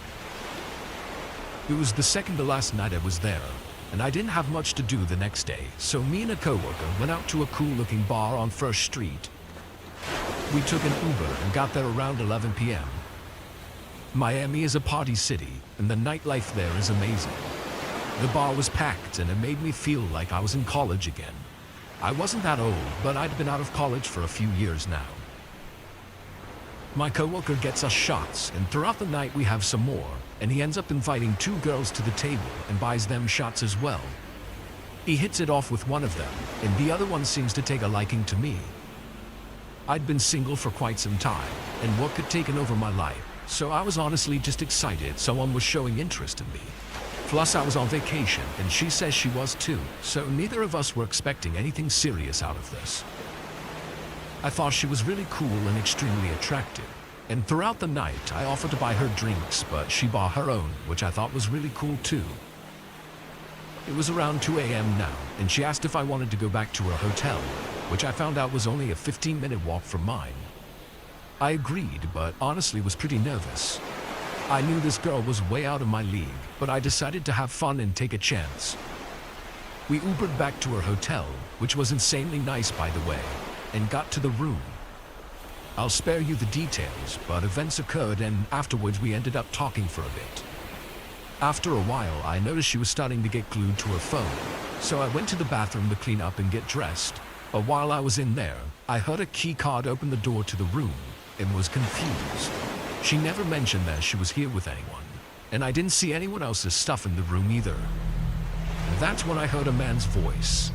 My heart dropped to my stomach. I quickly got dressed and checked if I had everything. I had my phone and wallet, which were in my pants pocket, but my shoes were still out there. I decided I'd have to leave them, as I could not deal with whatever this is right now. While I was waiting for my time to slip out, I heard him ask why there's men's shoes by the bed. That's when I knew I was screwed. By the time I made the decision to make a run for it, there was a pounding on the bathroom door. It was one of those doors that slide open and doesn't really lock, so of course the cheap thing revealed me behind it. This guy was huge. I could not have been more unlucky if I tried. The cherry on top was he also had a gun and was pointing it right at me. He told me to get my shit and get out in the most calm voice that made everything 10 times scarier. I grabbed my shoes and left, my heart beating out of my chest. He closed the door behind me, and then silence. I didn't hear any fighting or yelling or anything, which I thought was weird, but I wasn't going to stay to find out. I got in the elevator and took my wallet out to get my key card. And what do you know? All my cash was gone. My credit card, my debit card, even my gift cards were taken. I don't even know when she had the time to take all this stuff and how I didn't notice. I tried thinking back to the bar and going into the room, but the night had turned into a blur. I spent the next hour canceling my cards, pissed that for the rest of the trip I would have absolutely no money. The next day I told my boss and coworkers, who sympathized but also found it funny. And now that it's been a few years since that incident, I can look back and find the humor in it. But what stuck with me was one of my friends theorized it might have been a setup. That might not have been her boyfriend at all. She could have taken me back to the hotel, stole my stuff, and waited till I went to the bathroom for the guy to come in and scare me off before I noticed the money was gone.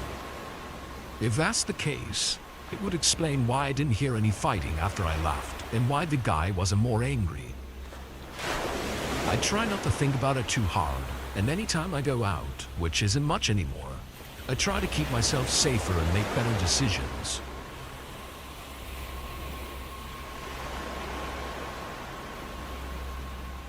I used Craigslist many years ago to find a room for rent. I was looking for a house to stay at and be able to split rent with a roommate or roommates. It took maybe a week to find a place that was suitable for me, and several phone calls with the owner before I was ready to move in. The owner, who was to be my roommate, seemed like a really normal, nice guy who was similar in age as me. He told me all about the place and what to expect, and I also felt like we connected well. With everything seeming perfect, I was getting really excited. I didn't have much to move, so I packed it all up and stuffed it in the trunk of my car, and in just a few days, I drove out 30 minutes to my soon-to-be home. It was located outside of the main town and in more of a woodsy terrain. It had a long driveway leading far from the road. Pulling in, though, it was not as I'd expected. It was a very old wooden home. I knew it was passed down from his parents, but this place looked to be at least 100 years old. The pictures of the inside that I'd seen on Craigslist looked to be fairly modern, so I assumed they had to have done some pretty big renovations. I locked everything in my car as I went up to the door and knocked. Aaron, the owner, came and showed me around. While the outside was not so impressive, the inside was the opposite. Very well maintained, clean, and definitely had been renovated not long ago. I was really happy with everything and moved my things in that night. Several days went by with no issues.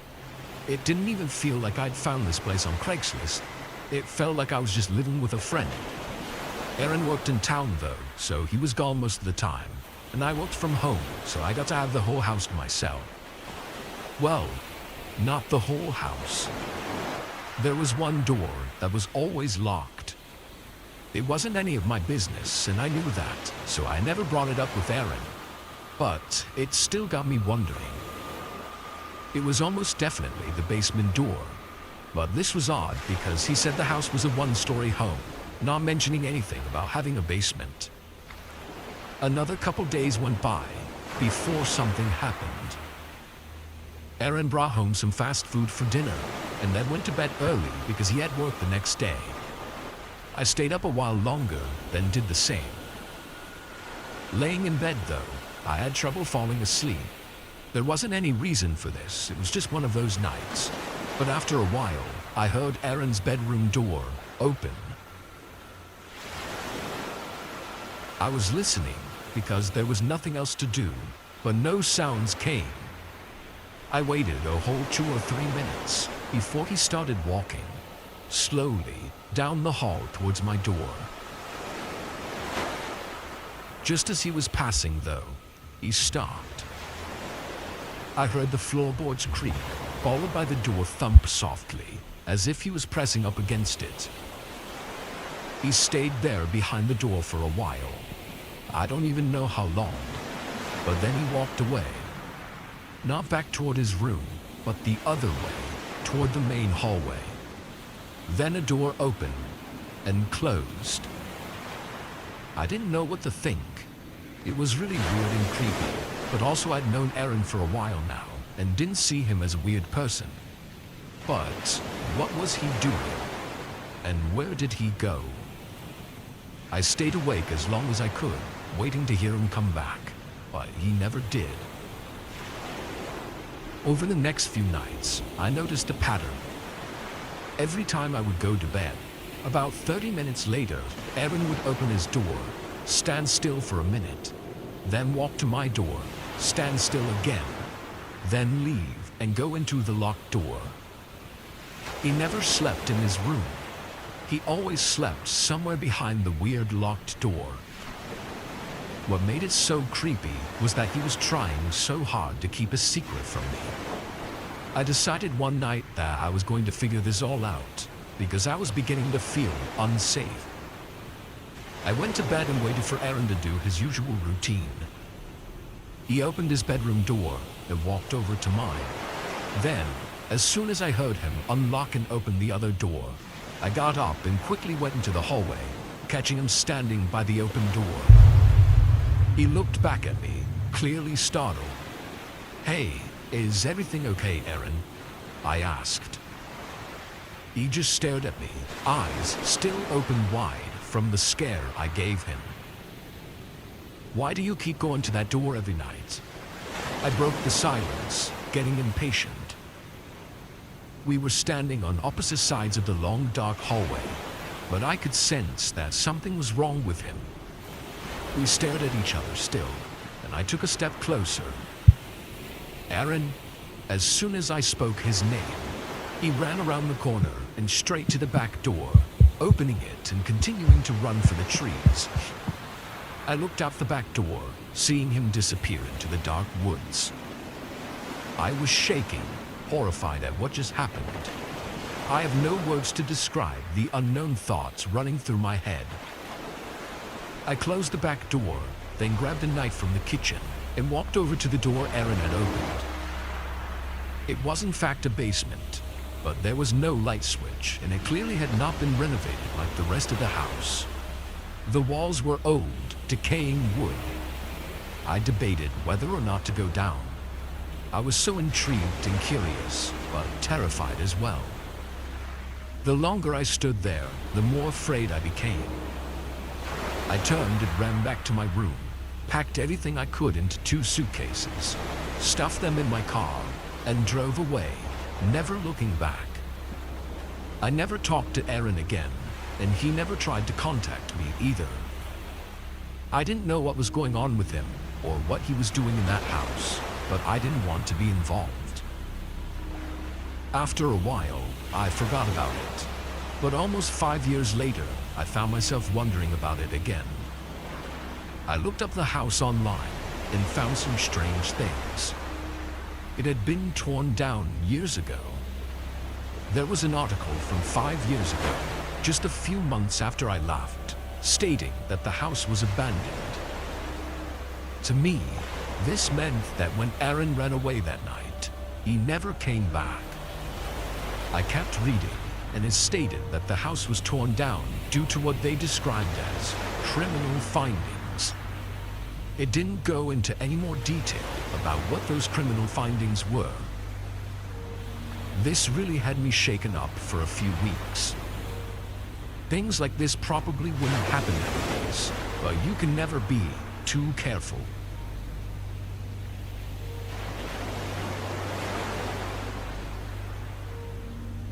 I'm a 25-year-old male, and this happened to me 3 years ago. I had just signed a lease for a small house in the town I lived in.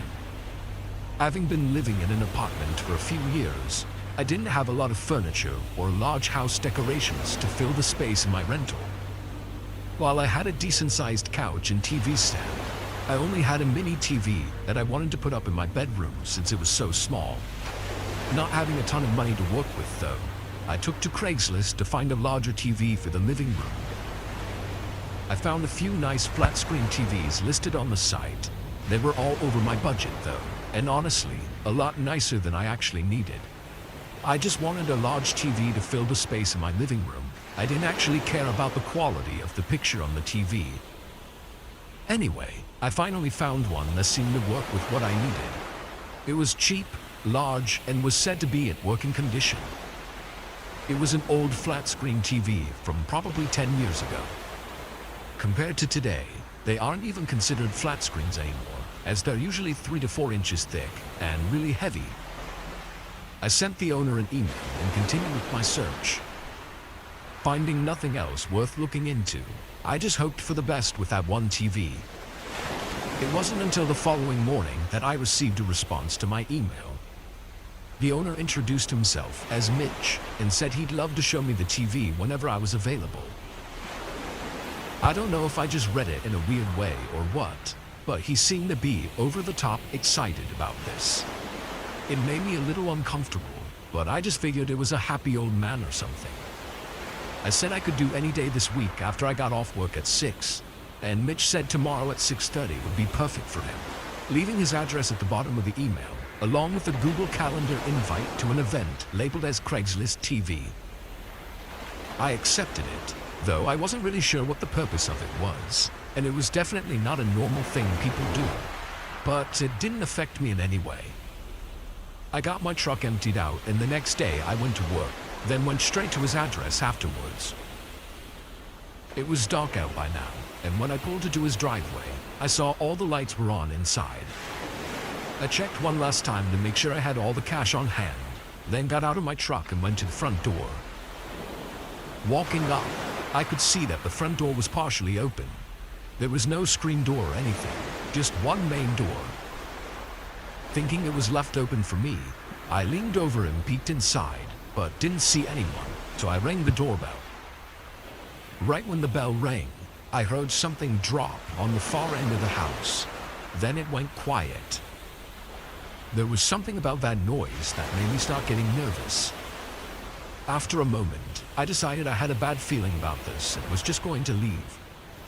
But then footsteps came from behind the door, which then opened slightly wider, revealing a man. "Need something?" he said, half his body still behind the door. "Oh, yeah, I was here to look at your TV. We scheduled for 6:30 today." The man looked at me for a second. "All right." He opened the door completely and let me inside. I will say, at that moment, I knew something was wrong. He wasn't acting at all like he was in the emails. I expected a happy old man, not a large, grumpy, middle-aged dude. But I was already inside by the time all the alarms were going off in my head. The TV was in the room right next to the door, so he stood there while I looked at it. Yeah, this looks good. I'll take it," I said, not even knowing if it worked or not. but I wanted to get this over with quickly. I held out the money. He looked at it for a moment, then back at me. He reached out and took it, then shoved it in his pocket, and without giving me any time to react, he grabbed me by the shoulder and shoved me back towards the door, yelling at me to leave. I didn't argue. I sprinted out to my truck and drove away. Not long after, I pulled to the side and called the police to let them know I'd been robbed. The whole time, I was just thinking about how stupid they were, meeting me at their own house, robbing me, and letting me go, knowing that I knew where they lived. But when the police got to the house and called me back, I was in complete shock, hearing what they told me. Over that week, though, things became more clear. The man I met at the house was not Mitch. Mitch, the owner of the house, was found unconscious in the kitchen. Thankfully, he survived, though he had some pretty bad injuries. The man I met at the door was another customer Mitch was meeting from Craigslist to pick up some kitchenware he was also selling. He ended up beating and robbing Mitch, likely just minutes before I showed up.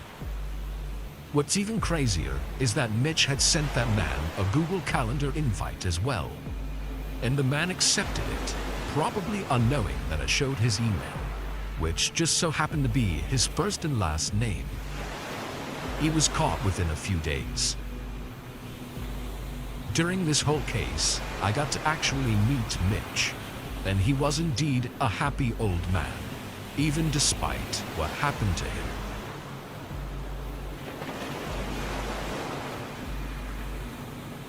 I was using Craigslist as a means of selling some of my old, unused things I had stashed away in my house. I had plans to move out in the next few months, so I was just trying to organize what I needed from what I didn't need, and that's when I found my old motor tools. They were high quality and still functional, but I had gotten battery-powered ones to replace them not long ago. With no use for them anymore, I took a couple pictures and posted them up on Craigslist. I had listed a power drill, driver, and matching tool set for $80. Considering they weren't that old and still fully functional, this was a really good deal. It didn't take long to get responses. In just an hour, I got 2 replies to my post. One of them emailed me asking if $50 would be okay, but I politely declined. The other reply stated that they were very interested and wanted to buy them that same night for the listed price. I agreed and said I was available at 5 if he wanted to swing by and pick them up. I never let anyone into my house when selling things. I'd always just bring the stuff out to my driveway and talk to them there. It was a well-trafficked neighborhood street, so I wasn't worried about anyone attempting something out in the open. As I usually did, I was going to stand out in the driveway with the items a bit before 5 and wait for them so that I could make the transaction as quick as possible. But just past 4:30, there was a knock at the door. I looked out, seeing a man standing there with his red car parked in the driveway. I opened the door a crack, asking who he was. The man said he was here to buy the tools that were on Craigslist and admitted to being early. I told him to hold on for a minute and to just wait in his car, as I wasn't expecting him yet. He hesitated, making the interaction more awkward than it should have been. But then he turned around. Once he walked away, I got all the tools together and met him at the top of the driveway. I had an outlet outside for him to test the tools with, and he seemed satisfied with them. About 20, he said while holding the drill. The deal was 80. I could do a little lower, but 20 is too low. I said nicely, though I was slightly annoyed because he had already agreed to pay $80 for them, and $20 was just a total rip-off. He put the drill down, and without even looking at me, he walked back to his car and drove away. I was confused and upset, feeling like I'd been played and just had wasted my time. I got the tools back inside and just went on with my night, trying not to let myself get too upset about it. Really, it was just a small inconvenience. At least, that's what I thought. A couple hours later, I walked by the front windows, and out the corner of my eye, I saw that same red car. It was parked just down the road, 3 houses away from mine. I looked closely, trying to be sure that it was that same man, but nobody was inside it. It was an empty parked car, so I had no way of knowing for sure. I convinced myself it was just a coincidence and carried on. Another hour would go by. I was just going on with my night, making food and watching TV, but then someone knocked on my door. I was a little shaken, but chose to ignore it and hope that whoever it was would go away. Obviously, the man from earlier was my first thought. Only 30 seconds passed before they knocked again. "Hey, it's me." I decided I'd take the tools. "I brought the money," he yelled from the other side of the door. I didn't believe him at all. It all came together in my mind that car that I'd seen an hour ago was his, meaning that he'd been stalking my house all night. I didn't respond and instead called the police, informing them of the man's name in the car he had. The man called out several more times, saying he wanted to buy the tools, but then it went silent for a minute. I was still standing by my couch, looking toward the front door. Another minute passed. I wasn't sure what to do. The police were already on their way and would be here any minute, so I felt safe enough to be able to check out the windows. I quietly walked over to the window that was beside the door. But then suddenly, I heard something hit the side of the house with great force. The sound was followed by leaves rustling and footsteps running away. I looked out the window and saw the guy running with a limp down to his car. The police turned in at the perfect time though, stopping him halfway. It surprised me to hear that the man admitted to a lot. He said he planned on robbing me, but I wouldn't let him into the house, which complicated things for him.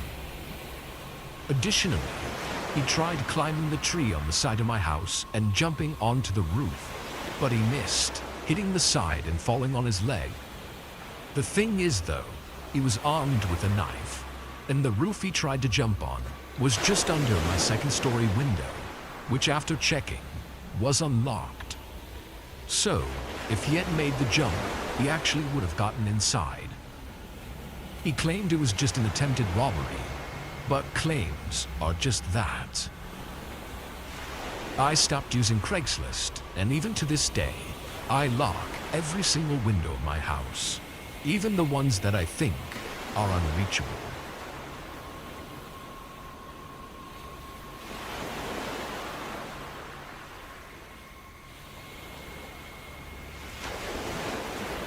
Hi, my name is Jason, and when I was 10 years old, I had a stepbrother who I hadn't talked to in years, but I'm sure he wouldn't want his name out there, so I'm just gonna call him Brad. Me and Brad used to walk around where I lived and just mess around doing random things. At this time with my wife, I was introduced to drugs and alcohol. I would say I was a troublemaker at the time. I would do stupid things like break into abandoned buildings and things of that sort. One day I had the idea to walk to the downtown area with Brad. My dad and stepmother were out on a date, so we took our opportunity to leave. From where I lived, it was about a 45-minute walk to get to the downtown area.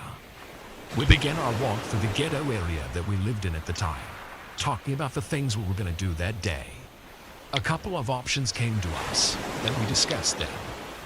We thought we could eat or go to an arcade with the little money we had. We finished our walk, and we made it to the dollar store, where we bought some snacks with the little money we had. We continued to walk eating our snacks until we found this abandoned-looking building. I say looking building for a reason that'll make sense here in a second. We broke into the store by using a pocket knife that we had on us. Once we got into this building, there was the small room with a desk and cupboard in the corner of the room. We began to look through the things, and we opened one of the drawers, and we found a gun, which then gave us the "it's time to leave" feeling. We walked back outside and began walking down an alleyway beside this building, where a man was standing at. and he was tall with a deep voice. He asked me and Brad why we were just in that building, which scared us. How could he have known we were in there? He told us to sit and wait, and that the owner of the building has to ask us a few questions.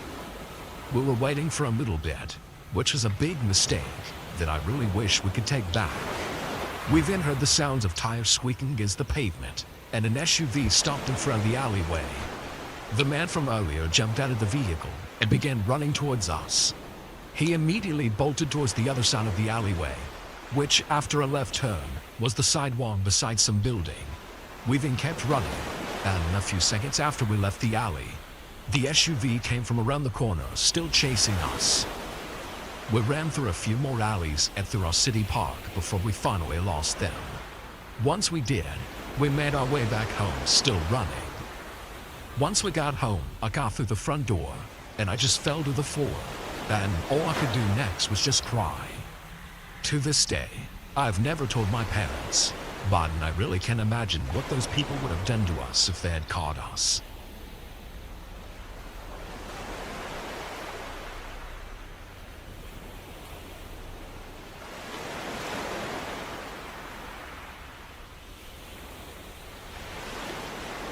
I was attending a popular concert in the south side of Chicago last year. As most of you probably know, it's a pretty sketchy area down there, and the crime rate is really high. But the tickets were really cheap, and the concert was well populated, so I felt pretty safe. Plus, I decided to go with a couple of my friends. The concert was great, and we all really enjoyed ourselves, but we knew the drive out would be pretty bad with all the traffic. It was almost 10 p.m. by the time we got out of the parking lot and onto the main road. We realized pretty quick, though, that we were going to be on this road for a while, as the cars were barely even moving forward. Sitting there, my friends started to look up other routes to get back to our town, and they found one that could hopefully get us past all this traffic. After sitting in basically the same spot for 30 minutes, we agreed we would try the other route. We turned off the main road as soon as we could and began going through neighborhood streets. Surprisingly, there were a lot of people outside this late at night, just walking around or standing in their yards. This wasn't normal from where we lived, which was just a couple hours west. As we continued down these neighborhood streets, we began to notice that the people outside would watch us as we drove by. And then we also started to realize that we hadn't seen any other cars in probably 20 minutes. This got us a little bit nervous, and we all started to pay more attention. I asked one of my friends to check where the nearest main road was, and as he was scrolling through the map, my other friend pointed out a car at the end of the street that we were on. It was parked sideways, blocking both lanes of the road. I stopped the car immediately and backed out and got onto the road that we were on previously, then continued down there. We began to panic a little bit, trying to find a safe way out to a more public area with other cars. Just a few seconds later, we again saw at the end of the road a sideways car blocking both lanes. I stopped the car and I looked over at my friends. We were all looking at each other, clueless of what to do. It was too dark, and we couldn't tell if anyone was in the car up ahead, so we didn't want to approach it. As we were discussing our options, two men came up from one of the houses off the street. One of them stood behind the car, and the other one came up to my window. He signaled with his hands for me to roll down the window, and nervously, I rolled it down just a few inches. The man looked at each of us and scanned the inside of the car, then asked me where we were headed. "Just back to the highway," I said. He nodded and looked over at his friend, who started to walk over to the passenger side. There was a small moment where it felt like everything went silent and nobody moved. Then suddenly, both men grabbed the doors, trying to open them repeatedly. I reacted as fast as I could, putting the car in reverse as everyone was screaming. Just as I started to back out, the man tried to stick his arm through the gap in the window and even got stuck for a second as I pulled the car back before slamming to the ground. I turned around and floored it out of the street and went back to the way we came. We were all in total shock. I tried to stay calm, but I was shaking uncontrollably. We all agreed we would go back to the same way we came and just get on the highway from there. I think we were all pretty shaken by the situation, but I do think that I handled it pretty well.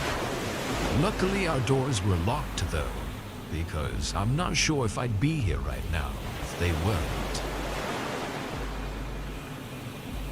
My name is Erica, and I live in Tennessee.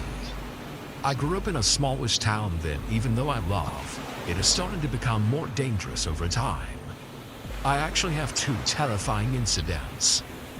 The first one was when I was about 15 or 16.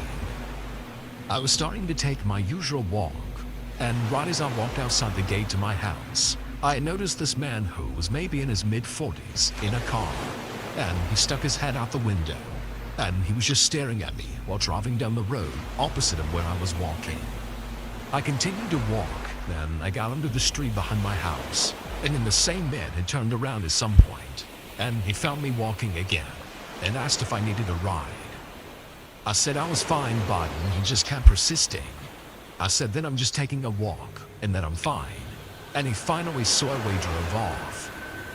As I kept walking, he had turned around a couple of more times or so, just to slowly drive beside me and stare.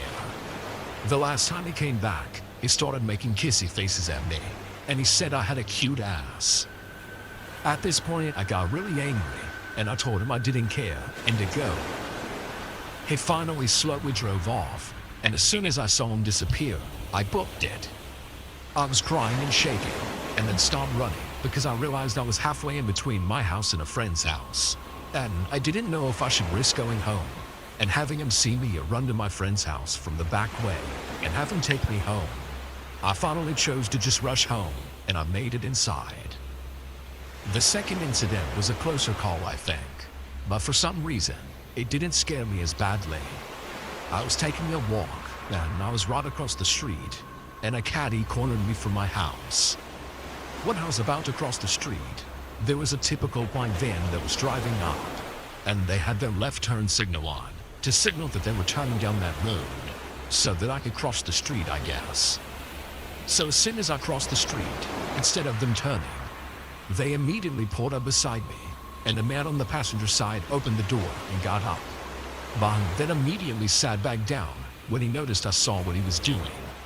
So to make sure they didn't realize it was my house that we were right in front of, I just kept walking instead of going inside, which made my heart sink because I was getting further away from my house, which would have made me feel safer, but I couldn't risk them knowing where I lived, so I kept walking. But I then hid behind a bush and just waited for them to drive off. After about a minute roughly, they finally drove off, but not down the street they were originally going to. I then came out from behind the bush and ran inside my house. The main thing I kick myself for every time is not getting the license plate number or reporting it. Who knows if they did something to anyone else? Always keep some type of protection on you, like a gun, or at least the pepper spray. And please be safe.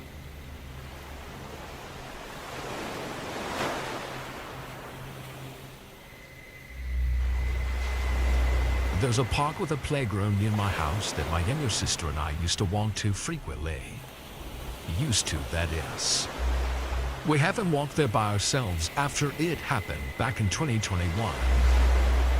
For some background, my name was Sage, and I was 20 at the time. My sister Isabel was 6. We would regularly walk to this park since it was only 10 minutes away, and it was a good way to get some exercise. We also live in a fairly nice middle-class neighborhood with plenty of people walking on the sidewalks. The walk there was just like every other time. My sister and I just goofing around, not knowing what was awaiting us. When we got to the park, it was filled with kids and families that most likely had just left church and wanted to soak up the last bit of the sunny weekend. We strolled down to the small set of steps to the park and down the sidewalk to the first playground. The park is not very big, but it's separated into 3 sections of play equipment. 2 of the sections are right beside each other on top of the incline that the park lays on, and the 3rd section is farther away toward the bottom of the incline. My sister played on the 1st section's play equipment and decided she wanted to play on the swings at the 3rd playground. So I gathered our things and we walked down. We played on the equipment there, and that's when I noticed a man sitting at a picnic table next to the swings, and he was staring at us. This caught my attention because 1, he was fucking staring at me and my little sister with no emotion at all on his face. And then 2, he had an intimidating appearance and presence. This guy was 6'5" easy, built like a brick house, and was probably in his 40s. He was wearing a blue mechanic's uniform and was a little grimy. His icy blue eyes are what freaked me out the most. I swear this guy didn't blink at all while watching us. Every time I looked back at him, his eyes were already locked under mine, and he never looked away or faked a half smile. He wasn't even trying to hide the fact that he was intensely watching us. Even though I had an off feeling about this man, I tried to shrug it off because I didn't want to judge him so quickly and so harshly. I thought maybe I was just overthinking it, so I tried my best to ignore him. We went to the swings right next to this man because she wanted to swing. It was the only one available, and I guess I didn't want to show this man I was scared of him. He was only a few feet away. The whole time, though, I could feel his eyes on us, and I could see him out of my peripheral vision. He wasn't moving a muscle, and he adamantly continued to stare at us. Worse, he was staring at Isabel too with the same intensity. There was a little girl I hadn't noticed before, several feet away, who kept calling for her dad to look at her while looking at this man. So I assumed this was his daughter. But this guy didn't look at her at all, or say anything to her. He was ignoring his own daughter just to stare at us, a random 20-year-old woman and a 6-year-old girl. I just couldn't ignore this gut-wrenching feeling anymore. And I knew this guy was a straight-up creep. But I wasn't going to lose face in front of this freak in case he tried to take advantage of me losing my cool. So casually, I told my sister we needed to find the sanitizer in my bag, so she helped me pull the stuff from my bag. I pulled out my taser that I carried with me at all times nonchalantly as we were searching for the sanitizer, so he could clearly see that I had something to defend ourselves with. No reaction whatsoever from this man, just even more threatening staring. I could sense that he wanted me to know just how unfazed he was, and he was even more determined now. After we found the sanitizer, I put the taser back in the bag. We used the sanitizer, and then we walked up the hill to the 2nd section of the park.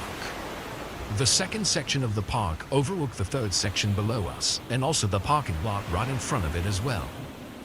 I wanted to separate us from him, but have a clear view of him and where he could go. I immediately called my mom to pick us up because I didn't want this guy to watch us leave the park alone and on foot. I kept my eye on him by glancing every few seconds, and he never broke his soulless gaze. My mom didn't hesitate to hop in her car. She stayed on the phone, and when I looked back to where he had been the entire time, he was gone.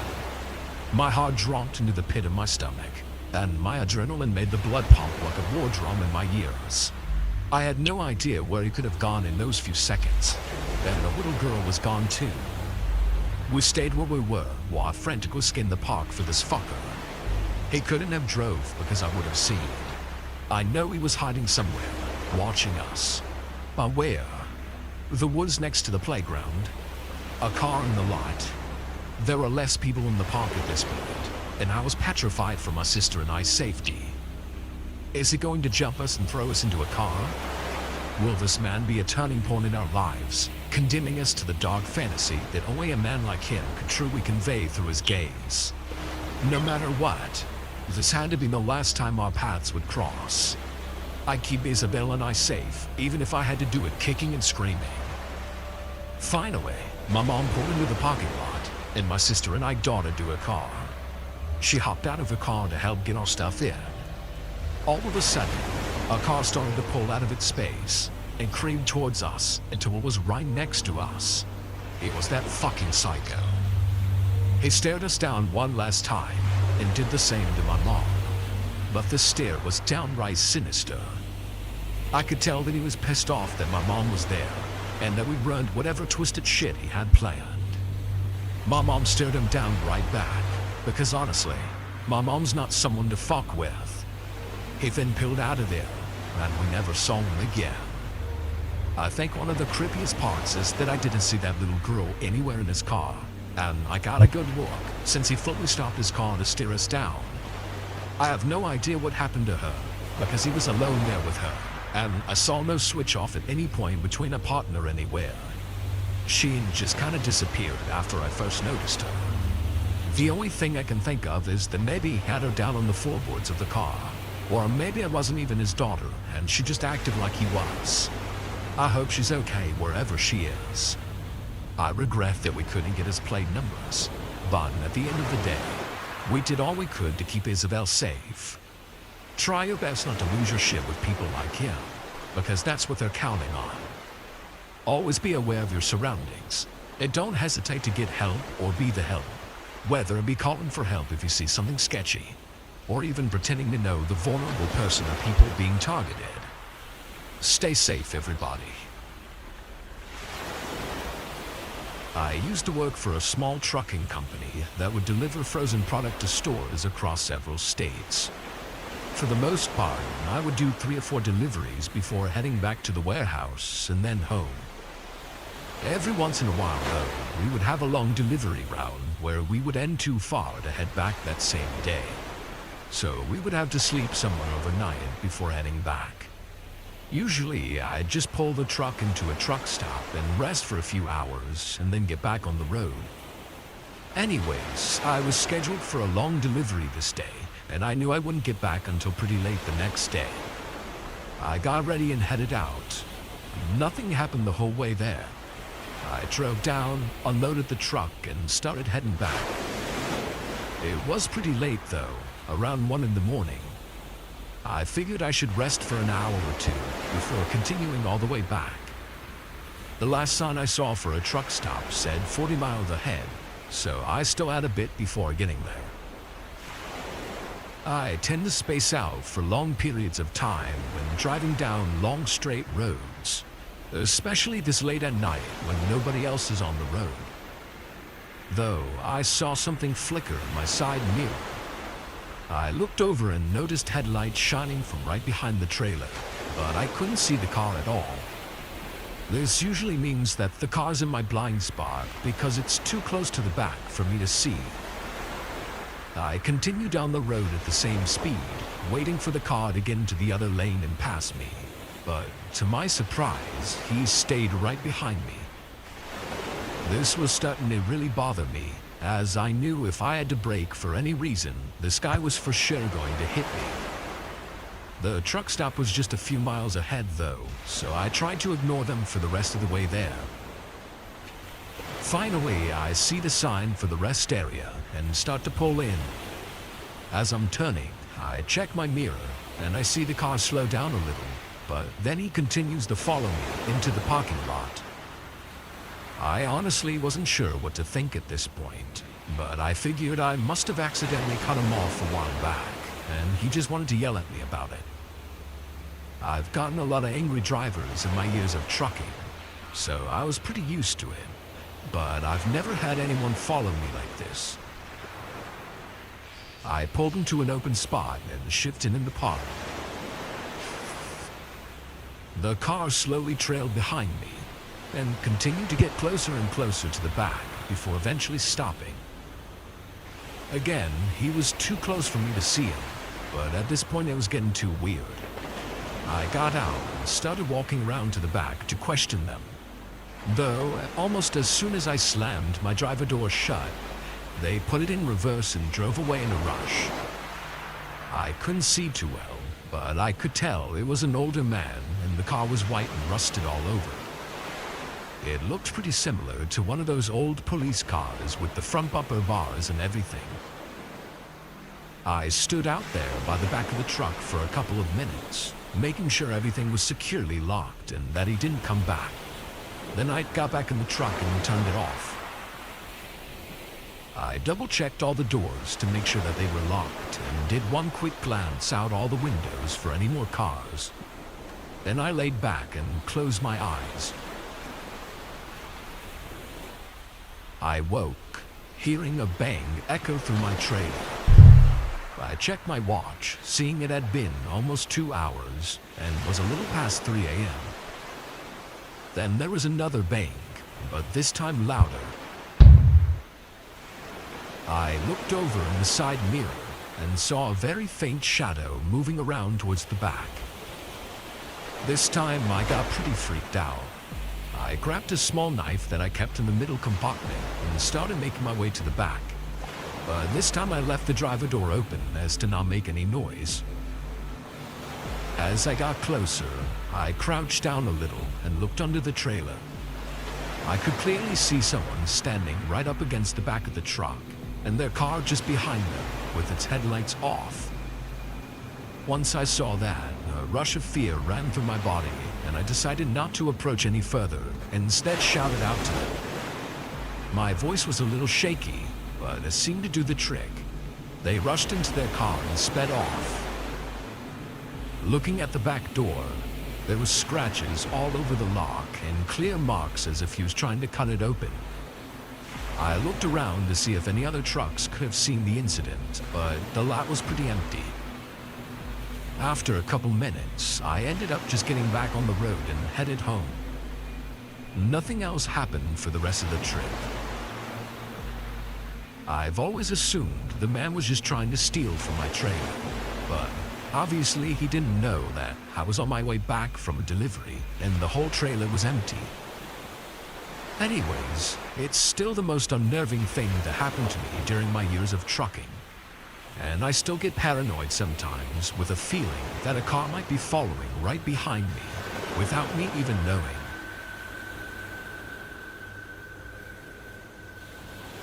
I had just gotten out of work at 11 p.m. and was heading back to my house.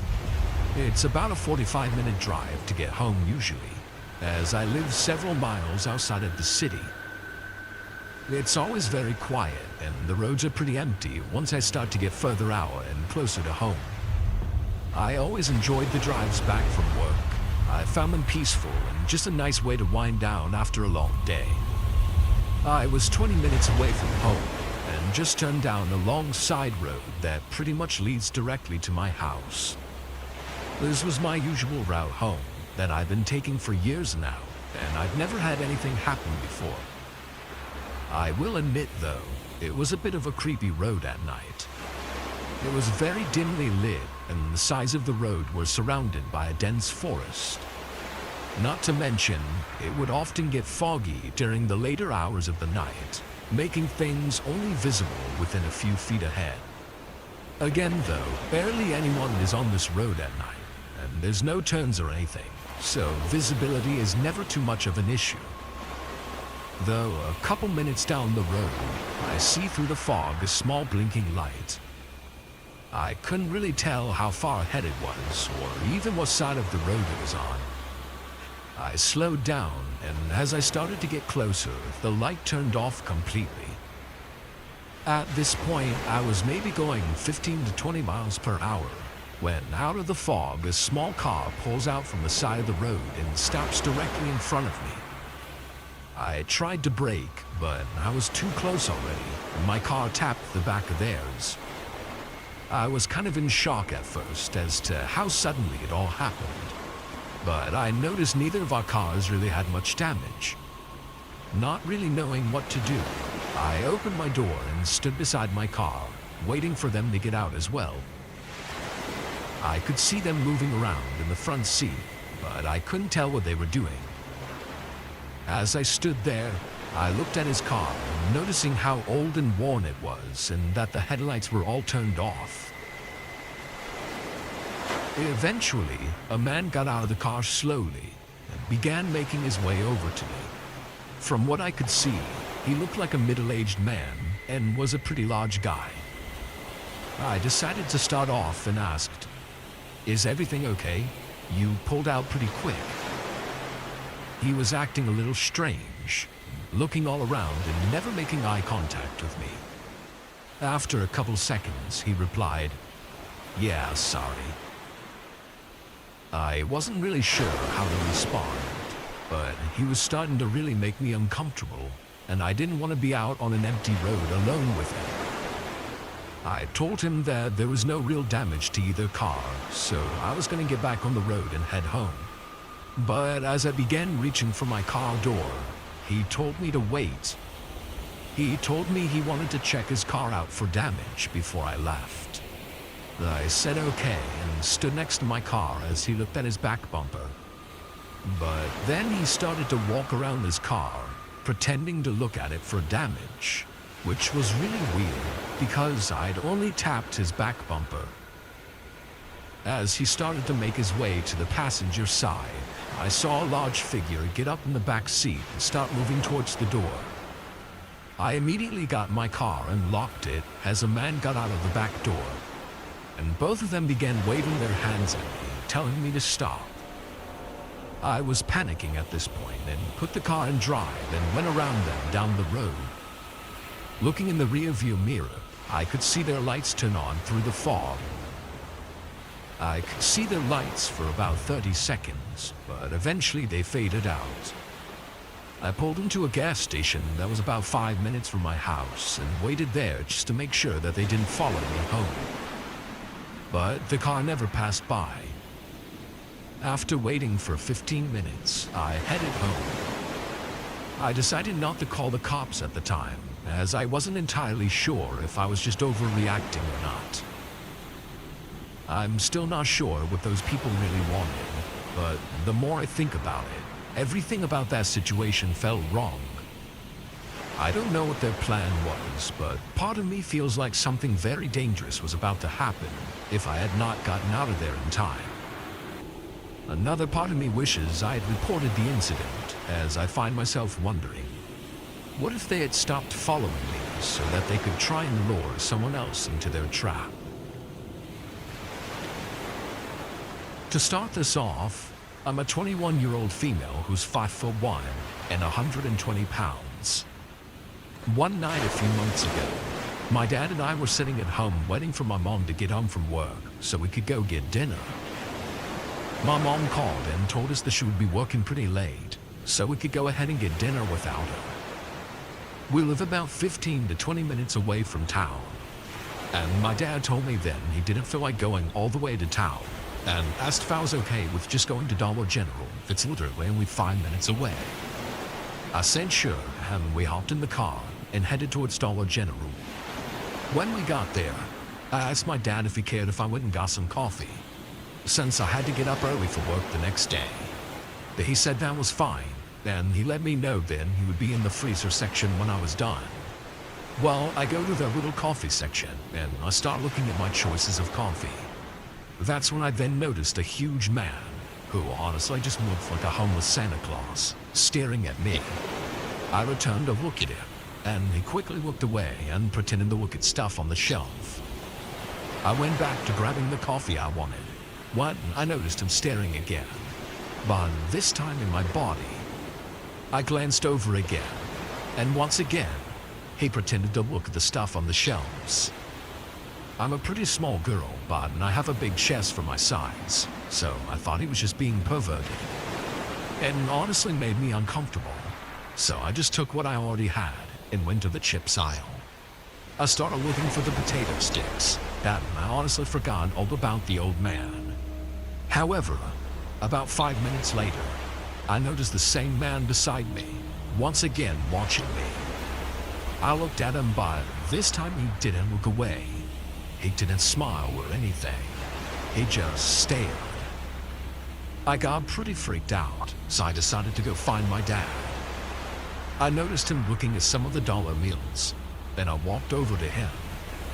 Now, for some reason, I didn't tell him about the man. At the time, I didn't want to make a big deal about it because I thought my anxiety would just stop. For some context, I've panicked over stupid stuff lots of times before, so it's not unusual for something small to freak me out. This is when my dad got really close to me and said, "Don't make it obvious, but we need to casually walk over to the front desk." When I start walking, You stay right beside me. I asked him why, and what he said next made my heart drop.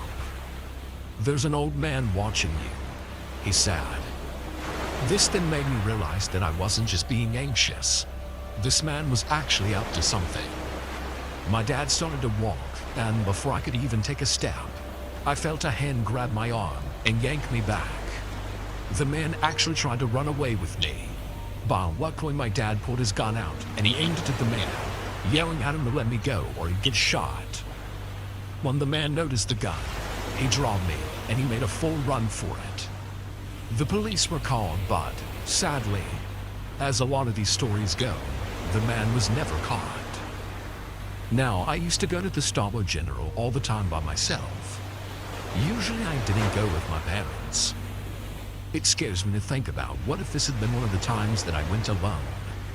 If it wasn't for my dad being there and bringing his gun. It's really scary to think about what would have actually happened to me.